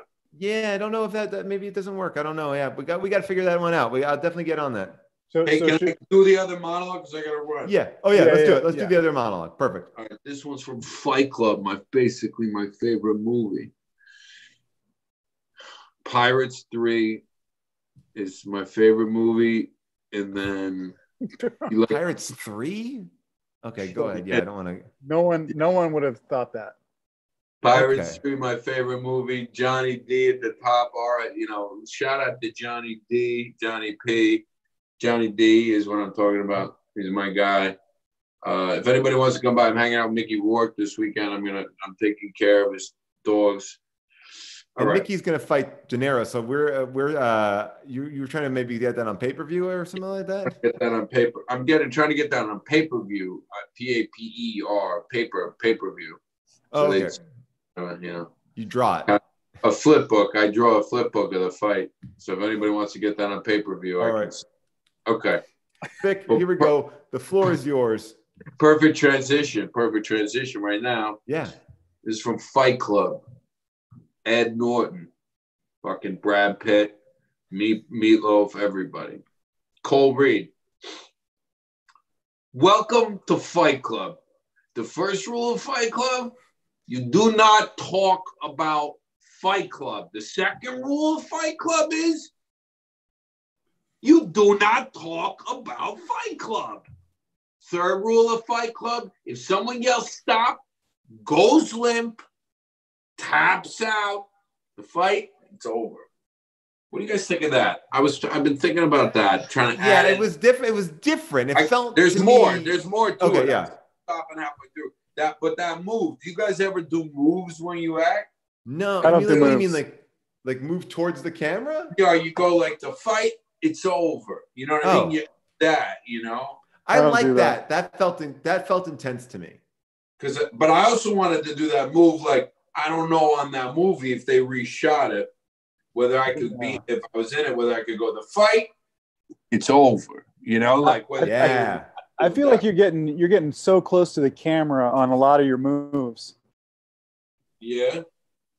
I like it though. I like it. And would they let me wear my reading sunglasses when we shoot? I don't think so. No, probably not. Yeah. All right, I'll keep going. Fourth rule: only 2 guys to a fight. Fifth rule: 1 fight at a time, fellas. I think you're really. I added the laugh. I don't know if that's whether they would cut that out or not. I didn't love it. Oh, fifth rule: only 1 fight at a time, fellas. Sixth rule: no shirts, no shoes. Seventh rule: fights will go on as long as they have to. And the 8th and final rule: if this is your first night at Fight Club, you have to fight. Wow. Now you got me. You know what, Vic? I thought the motions were too much, but now I'm feeling like at the end he got me. Whoa. He got me at the end. Yeah. It's the same move that you had with the Teldar paper. That got I gotta me. say, man, when you took off your glasses at the end, I thought that was great. We finally got to see those beautiful eyes, and we saw the heart of what's going on in these characters. And that, yeah, God. Some of my best, my eyes are some of my best traits. No, that's really tough to look at. Oh man, this has been amazing, Vic. It's so great to see you again. It's been a pleasure since Piranha. Hey, see you back. We'll do another one at Havasu. We go. Yeah, we'll come back. We did make a sequel. Road trip with your family. I got triple COVID. I'm sorry. You know, you're cutting out. You're cutting out. So sorry. All right. See you later. Hey, the opposite of this. Never stop war. I love you guys. Well, we never stop war. Wow. Bye, Vic. War. That's a weird way to sign off. He didn't even sign off. Now I can still see him. He's right there. I stopped this video because I thought the exit was pretty good. I didn't want him to have to come back in. That was amazing to see a blast from the past. You know, Rob, we are only $200 away from $6,000. And I want to give a couple of shout outs here to people. Pam Rose. She's just has a lot of things to say. She says that Jason really gave her everything she wanted. She's like, I'm a sucker for a man wearing a toque and a t-shirt, and she couldn't not donate. So she gave us $25. And then Chrissy and Joe, they said they only have $20. And can you remind Jason to take his night pills? By the way, people, $20 is great. $5 is great. $10 is great. $1 is fine. We're just trying to raise money. Like, we would love more, but don't let that be a barrier. We are giving shout outs to everybody here. Suzanne says a bucket list to see how did this get made perform in person. And Jason to hold my baby. Well, we will do that. Well, hopefully we'll get to hold your baby at one point. Yeah. Well, to double back to Samantha, how do I raffle off the face? Let's say best offer. Somebody put an offer in. It's got to be over $25, I think. Yeah. For one flap, because you can put that in an envelope. Yeah. If you these are easily mailable, and I would say that while supplies last, if you I don't know the fairest way to do it. I'm going to look here at the people donating. Ideally, I would say $50 for a flap is pretty fair. Okay. Is that a fair? But I feel bad for Suzanne because Suzanne wasn't quite there, but that's fine. And I'll let you, if people email you, hey, I donated $50. I want a face flap. I've got Samantha. If you give us $30 more, you get a face flap, Samantha. I've got I've got 4. I've got 4 face flaps. So while supplies last. And by the way, Chunk Style gave $100. Thank you, Chunk Style. A big how did this get made person in our world. We love Chunk Style. He said I came, or he or she, I don't know. They said I came over here to take a break from watching Money Plane. Woof. So get ready for that. Wow. And Gina Petrio says, this is so much fun. She said, we make the world go round. Thanks for being such an inspiration. And we are raising all this money for Color for Change, not for Elon Musk's fuckable cars. I still, we're already this far. I think it should, all the money will go to Color of Change. But when we're done, I want to talk to you about doing another one for Elon Musk's fuckable cars. I don't want to do that. How about this? If someone donates No, if we can get over the $200, can we get June on camera? I mean, we can get June on camera for 200. We got to get over 6,000. We got to get in that 6,000 range. If we can get over that 6,000 range. People are asking, so I just want to address this. People keep asking if my hair is blonde. My hair is gray, and my hair has always been colored. And so now that we're in the quarantine, I haven't cut my hair or colored my hair, so it's gray. So that's what it is. People keep asking if my hair is blonde. It's just like good. Well, I mean, what I'm going to do is I'll cut it off in like a week, and then it'll just be gray, because I've been gray since I was like 25. Are you going to keep it gray? I don't know. I might keep it gray for a little while and see if I could do a couple. It depends. Here's what I'll say to you, Rob. You always looked good gray. You were gray early, like a Steve Martin gray early on, but you always look good that way. And now I think it would be, why not try it for it might be time to do it. I mean, I turned gray when I was like 25, but then when we were in New York, I did audition for SNL, and Horatio was like, dude, you got to color your hair. And I was like, oh, so I colored my hair, and I've just kept it going for fucking however many years. Can we tell that story about Riggle and the hair and your hair, like that he was confused by it? Yeah, I remember it. All right, so I remember. So basically, Horatio told you this thing to color your hair, and you colored your hair, and I guess it just got back to Lauren that someone colored their hair, right? And probably someone named Rob, right? Like Rob colored his hair. So when Riggle goes in, to clarify, we're talking about Lorne Michaels, the producer of Saturday Night Live. Yeah. Okay, Samantha McMillan got her flap. She got a face flap there. She gave us 30 more bucks. Samantha, email me at paul@paulscheer.com with your address. We'll pop it in the mail. You got it. If you want Rob to sign it, let us know. Okay, so then like Lorne Michaels is like looking at Rob Riggle's hair and like, it's interesting color hair. What color hair is that? But Rob Riggle is not kind of in on it. Like, so Rob's like, brown. Like he doesn't know, but so funny. Yeah. So Horatio, so that means that Horatio must have told Lauren, like, oh yeah, don't worry, Huebel's gonna dye his hair, and then or that Rob is gonna dye his hair. Yeah. That's so funny. I hadn't thought about that. That's crazy. This is amazing. If we get to $6,000, I think I can get June here. I think I can get June here for 6,000. So what is on the table right now? So June's gonna come on. I got to ask her. June is hesitant. Let me see. You might get in a lot of trouble for this. This is a sneak attack on June. She may not. Well, I'm asking if we get the 6K, Will. I also want to back up. I was flashing this book earlier, this Borat book, and I just noticed we were going to do a thing earlier where we were going to do a thing about the books that we were reading over the summer. Oh yeah, I have that too. I can do that here. Yeah, it's all right. We can do it next time. But I wanted to. I just realized who gave me this book. Nick Kroll gave me this book as a gift when he stayed in my apartment in New York. Where was he? I don't know where he. Oh, I don't know. But at one point, Nick was staying in my apartment in New York, and so he wrote this to Rob. Please re-gift this book to someone that you really care about. Thanks for letting me stay in your apartment and pleasuring myself on your elliptical machine. Do it up in your life, Nick.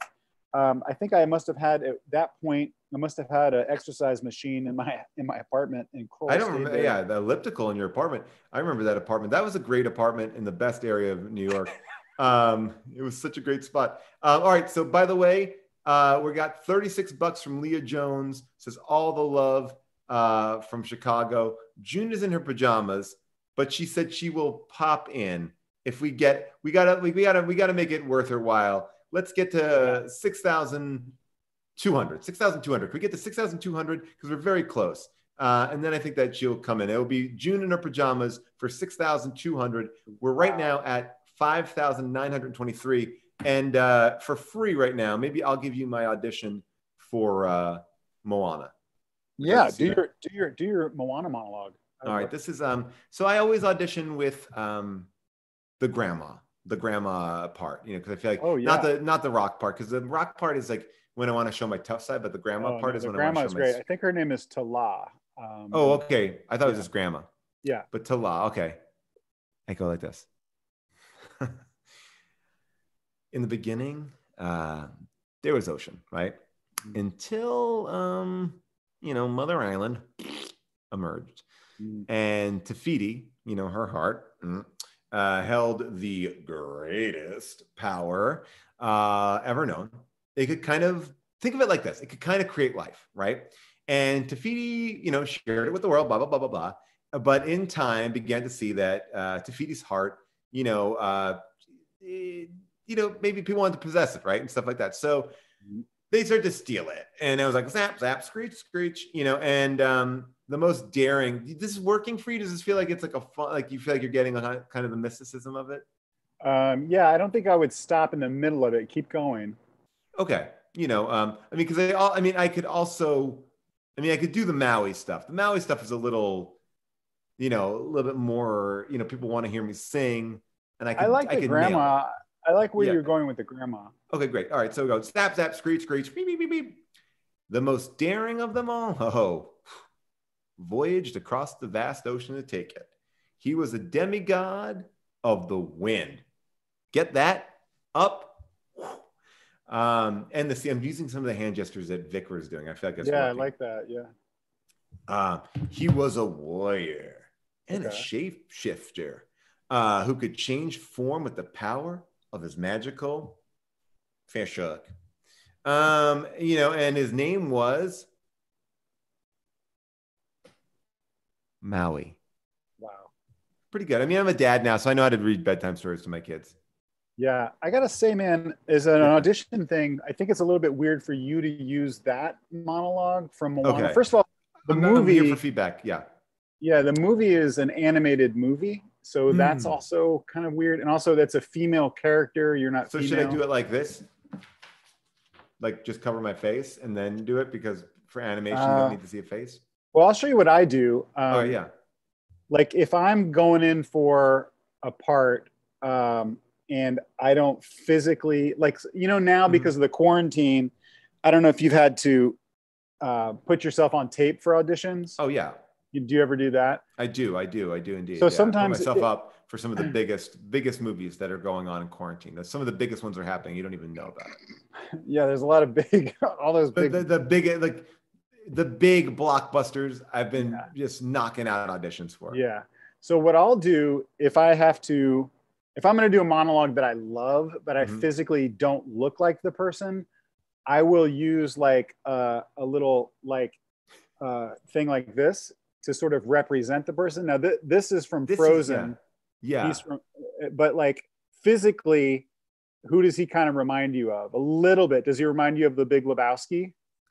Yeah, I guess so. Sure, yeah. So I'll do this in an audition. I'll go. Well, by the way, as you're doing this, I just want to let everybody know we are almost to getting June. If we can get $200, June will be down here. Not even less now. If we get $170, June will be down here. But all right, here we go. I want to be clear about this too. Is June coming onto the show in her pajamas? I said, June, will you come down here? I texted her and she said, I'm in my pajamas, but for color of change, I'll come down. Wow. I don't know if she knows what she's walking into. Marco Garcia also just got a face flap. And then, Pete, the S-Man, keeps on donating money, wants June to come down, that we're over 6K. Okay, keep on going. Here we go. Oh, we got it. We're over 6K. I was just trying to push it a little bit more. That's all. Just trying to get to 6,200 because we were so close when I announced 6,000. Yeah. Okay, and I will do my Big Lebowski monologue, but since I don't look like John Goodman, I will use Oaken from the Frozen movie. Okay, got it. I'm glad that you know his name. By the way, Joe Nashashi, just text me or email me at paul@paulscheer.com. You're going to get a Human Giant DVD from either Rob or I. All right, keep on going. Are you sure? Because I feel like we're getting a ton of donations right now. The donations are flying in. It's just I keep trying to, I'm getting kind of pissed, man, because I'm trying to do my serious. Yes, I mean we're $70 away from June, but this is great. Well, let's hear it. I mean, we're getting so many people. It's it's Oaken, okay? It's Oaken from Frozen doing Big Lebowski, okay? And so, yes, people want to see June. They also want to hear the Big Lebowski. God, sorry everybody. Okay, sorry, yeah. It's charity work is challenging. Donnie was a good bowler and a good man. He was one of us. He was a man who loved the outdoors and bowling. And as a surfer, he explored the beaches of Why are you so angry? I think I'm just pissed. I'm sorry. I'm sorry. It's just the charity work for me. Charity work is challenging, Paul. And well, you seem like you're getting mad. By the way, I just want to say that Kate W. just gave $100. We need our emotional support, June. What? Alan Canty just said $150, 24-hour human giant marathon. We should do this for 24 hours one time. Oh my God, we should do that. Alan, let's see here. Stephanie L says, for June. June is coming. This is amazing. You guys are raising so much money for June, and it's a good cause. Dinah Moxie gave $30. She said, I came to YouTube to cheer myself up with Steal My Sunshine by LEN, but was surprised by this instead. Also, let's see. I don't want to tell that story about Eric Andre. And then, okay, Joe Nashashi got his DVD. Okay. Okay, people love you on How Did This Get Made? That's from Will C. They want you to come back on and revisit it and talk about it. Okay. Me? Yeah, they want you to come back on and talk about Battlefield Earth again. Ryan B just gave $25. Oh my gosh, here's June. She's coming in. We're going to let her get Are you in serious? June is coming in. Are you serious? June is coming in. June, we just raised so much money because people wanted to see you. I'm going to take out my earphones so you can hear everything. June. Here it is. So many people have given that. Hi, Rob. Hi. And I know this, it's hard to put a monetary value on children, but I will. I will price them because Paul and I never really, they don't appear on our Instagram. They don't social appear in media, photos. yes. They don't appear at any social medias. So to have them, now listen, do we want them here and are we able to control We this? can't control it as long as we're still here at the computer. Okay, that's it for marshmallows. And that's it for candy. That's it. Is that the meanest voice you've ever used on them? Yeah. Well, but so I don't want to put a value on that and sell them out that way, sure. but I will. Yeah. I will, and I'll price them for them to have appeared on screen like this. I'll price that at like $500. We should be seeing $500. $500. Kevin J, $20. Don Cania, $50. Julia M says put her. Oh, sorry. That's Kevin J says put her in Rob. Julia M says love you guys. Came to support. This Real Housewives of Beverly Hills asked that question. Zach gave $20. People, this is June giving you prime content here. This is quality content. This is quality content. Quality Corona content. So Paul, this broadcast will live on YouTube. Is that correct? So yes. The broadcast will live on YouTube. You can see Jason Mantzoukas. You can see Tom Lennon. You can see Nick Kroll. You can see Carl Tart. Everybody on the YouTube, and we can continue to raise money because it will always link back to this Tiltify. We'll keep this open. We will keep on. We'll even maybe raise up the donation things. But this is awesome. So subscribe to my YouTube channel because you can watch it and you can see the whole thing. And we should don't turn on the microwave. We should do another one. Candy. It's gonna be so hard. They did get their mac and cheese out. Oh, no. We should do another one in a few weeks and try to raise more money. I love it. Thank you, June, for being here. Oh, always happy to help. Paul, I also want to say that the next time we do the show, this is just a little teaser for the next show. I'm gonna have to auction off these bad boys. No. You can't give away those. I have them in my Those as well. These were human giant dolls that a fan made for us. This is me in T-shirt squad and Let's Go. And I might have to auction those off. Oh wow! I would auction. All right, I'll meet you there. Maybe we auction off one, so we keep one. Just a teaser for the next show. He's eating cold cheese. All right. Well, Ginny, I'll let you go, and you've been amazing here. Oh, you want to take? All right. He's eating. He just said he's eating raw mac and cheese. It's not raw. It's been cooked. It has been cooked. It's been cooked. Well, I'm happy to see you, Rob. Thank you for doing. Always great. Jeff Sargent just gave $100. That's our good friend, our librarian friend Jeff.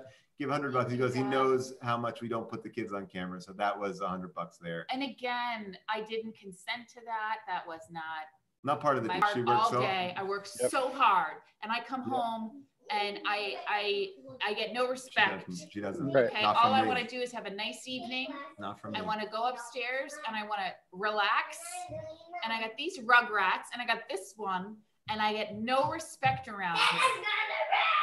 What are the boys watching on TV? What do they watch on TV these days? So we've been okay. Out of the room! Out of the room! This is like on MSNBC when like there's like some serious like legal expert, and then like his kids come in the background. They have just started watching. Gus has started. Don't come back in here. Close that door. Gus has just started watching Babysitter's Club, and it's a wonderful adaptation. I recommend. If I hear you one more time, consequence. A consequence is coming. Empty threats. Yeah. They've just started watching Babysitter's Club, and people love the Babysitter's Club. A lot of love for the Babysitter's Club. We're almost at $7,000. We started here saying, can we get June in here for 6? And you know what we should do, Paul? Why don't we? Well, I don't want to tie up June, but you and I should hang out until we get another $100. Yeah. And maybe we cap it off with some ASMR. I will do that. Let's do that. All some right. ASMR for people. I got you that special thing. Yes, you did. I can't hook that up right now. I can do, yes. All right, great. All right, Rob. Don't say it like that. Bye, June. Great to see you. Great to see you. Talk to you soon. Bye. Thank you. That was June. Worth the $1,000 you just paid to get some June in there. And wow, she made $1,000. June made $1,000. That was awesome. What a great! That was really cool. That was very cool. What a treat. What a treat! An extra special guest. We've had so many special guests on the show.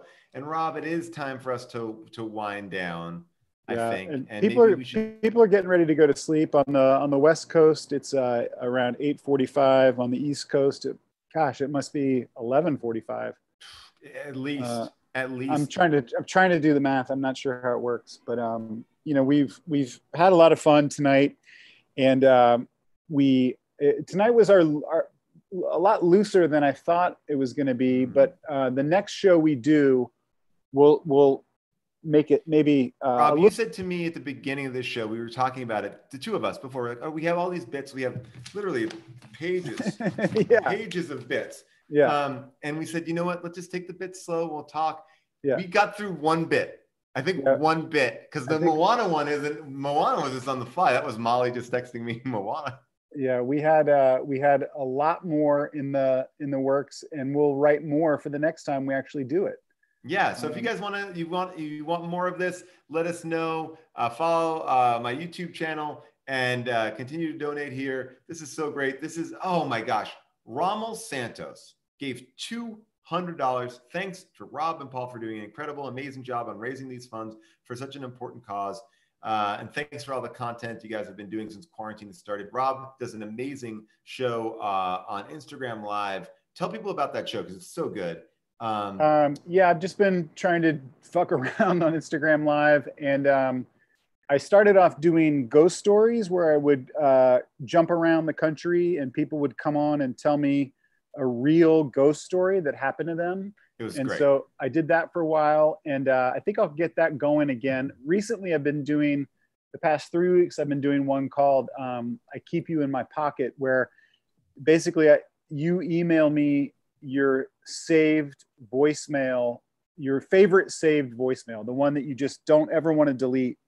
And if you email it to me at ikeepyouinmypocket@gmail, ikeepyouinmypocket@gmail, I'll play it on Instagram Live and bring you on and we can talk about it. So it's been fun because, it's a lot of people. Some people send me like, sad ones where it's like a friend that died or, their grandmother that died. But then a lot of them are just like their drunk friends or like a weird wrong number. So so just send me your funny or fucked up voicemail messages to ikeepyouinmypocket@gmail. Okay. Oh, that little guy. What do you want, baby? I'm going to sleep with you in just a second, okay? We're good. All right, we're just raising some money for charity. I'll be there in 5-10 minutes, okay? Promise. Oh my God. People need to, I think we need, what do we need? $100, then we'll do the ASMR. We are at $7,146. We've done way more than we thought we were going to do. Ramos Santos, thank you. We're getting a bunch of things in, a lot of anonymouses. And that's not anonymous. That's just like the organization Anonymous, which is bringing down Scientology, I believe. That's what that organization. Oh yeah. I'm all for that. All right, so let's do this is, Rob and I have been trying to figure out how to. Do you think ASMR will work over our microphones? Hopefully. Oh, I think so. Yeah, I think so. Okay. I'll start off. I'll start off with just a little bit. This is just a little bit of ASMR to help you sleep. This is the sound of tinfoil being rustled.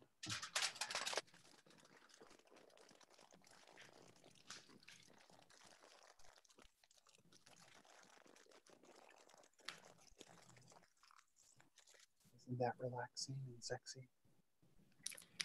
Hi, welcome to my ASMR channel. I just want to say you are so amazing and we've raised so much money. And I've been here for a couple of hours and I just got really hungry. So I'm just going to open up this.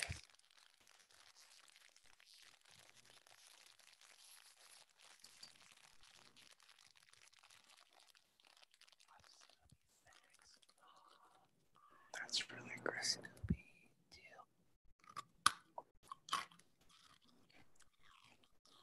Oh, that's great. So good. That's great. Oh, I can't see it. What is it? It's Scooby Snacks. Oh, okay. Oh. Are you okay? I'm choking. Huh? I'm choking. Oh my God. Are you serious? I can't breathe. Are you serious? Yeah. Paul, are you okay? Paul, I can't breathe. Paul. The show, the viewers can still donate after the show is over. It's going to live on YouTube. If you missed anything, you could go on our YouTube channel. I can't.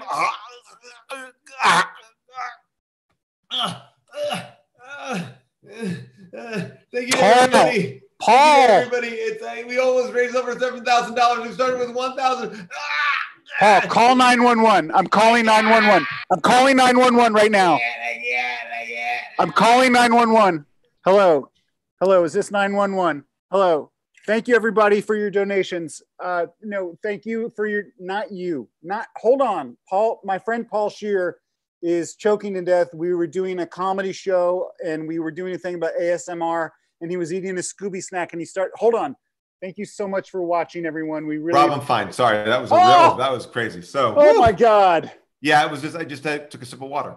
Hold on a second. 911. Yeah, prank call. Fuck you. Sorry, I was calling 911 for you. You know what? We're gonna raise it up. We're gonna finish this live show right now, but we're gonna raise up our donations to $10,000. If we could raise $10,000 for this show, I think it would be amazing. I think we're so close to it. If you're watching this now on YouTube, thank you so much. You subscribe to my YouTube page, find out about the next one, and you can watch this whole show. You can donate after the show is over. If you get money later, Tiltify will always be here. We appreciate this so much. Thank you, everybody, for coming out tonight. It's been a blast. Thank you to the people behind the scenes working their fucking asses off. Molly Reynolds, killing it, doing all the chat stuff. Phil, doing all the technical things. I feel bad because I don't. Phil Barrett. Oh, sorry, Barnett. Why did I say Barrett? Phil Barnett doing all of our technical stuff, getting this all organized on Tiltify and everything. He's been absolutely amazing. We've raised so much money. We can't say thank you enough. Yeah, so we'll send all that money. I think we don't even. It's already going. We don't do anything. It's going. It's there. So Paul, you got to send me or Molly send me everyone's name so I can mail them the stuff I got to mail them. We will get that. We'll do another show in a few weeks and try to raise more money. And thanks to Carl Tart and Tom Lennon and Jason Mantzoukas and Nick Kroll and June Diane Raphael. Yeah. And Sam and I shouldn't say their names. Steve. Sam and Steve. Steve and Bob. Rob, so much fun to do this with you tonight. We'll talk soon. Okay, buddy. Good to see you. Love Later. you guys. Good to see you. Bye-bye. Thanks, everybody. Bye.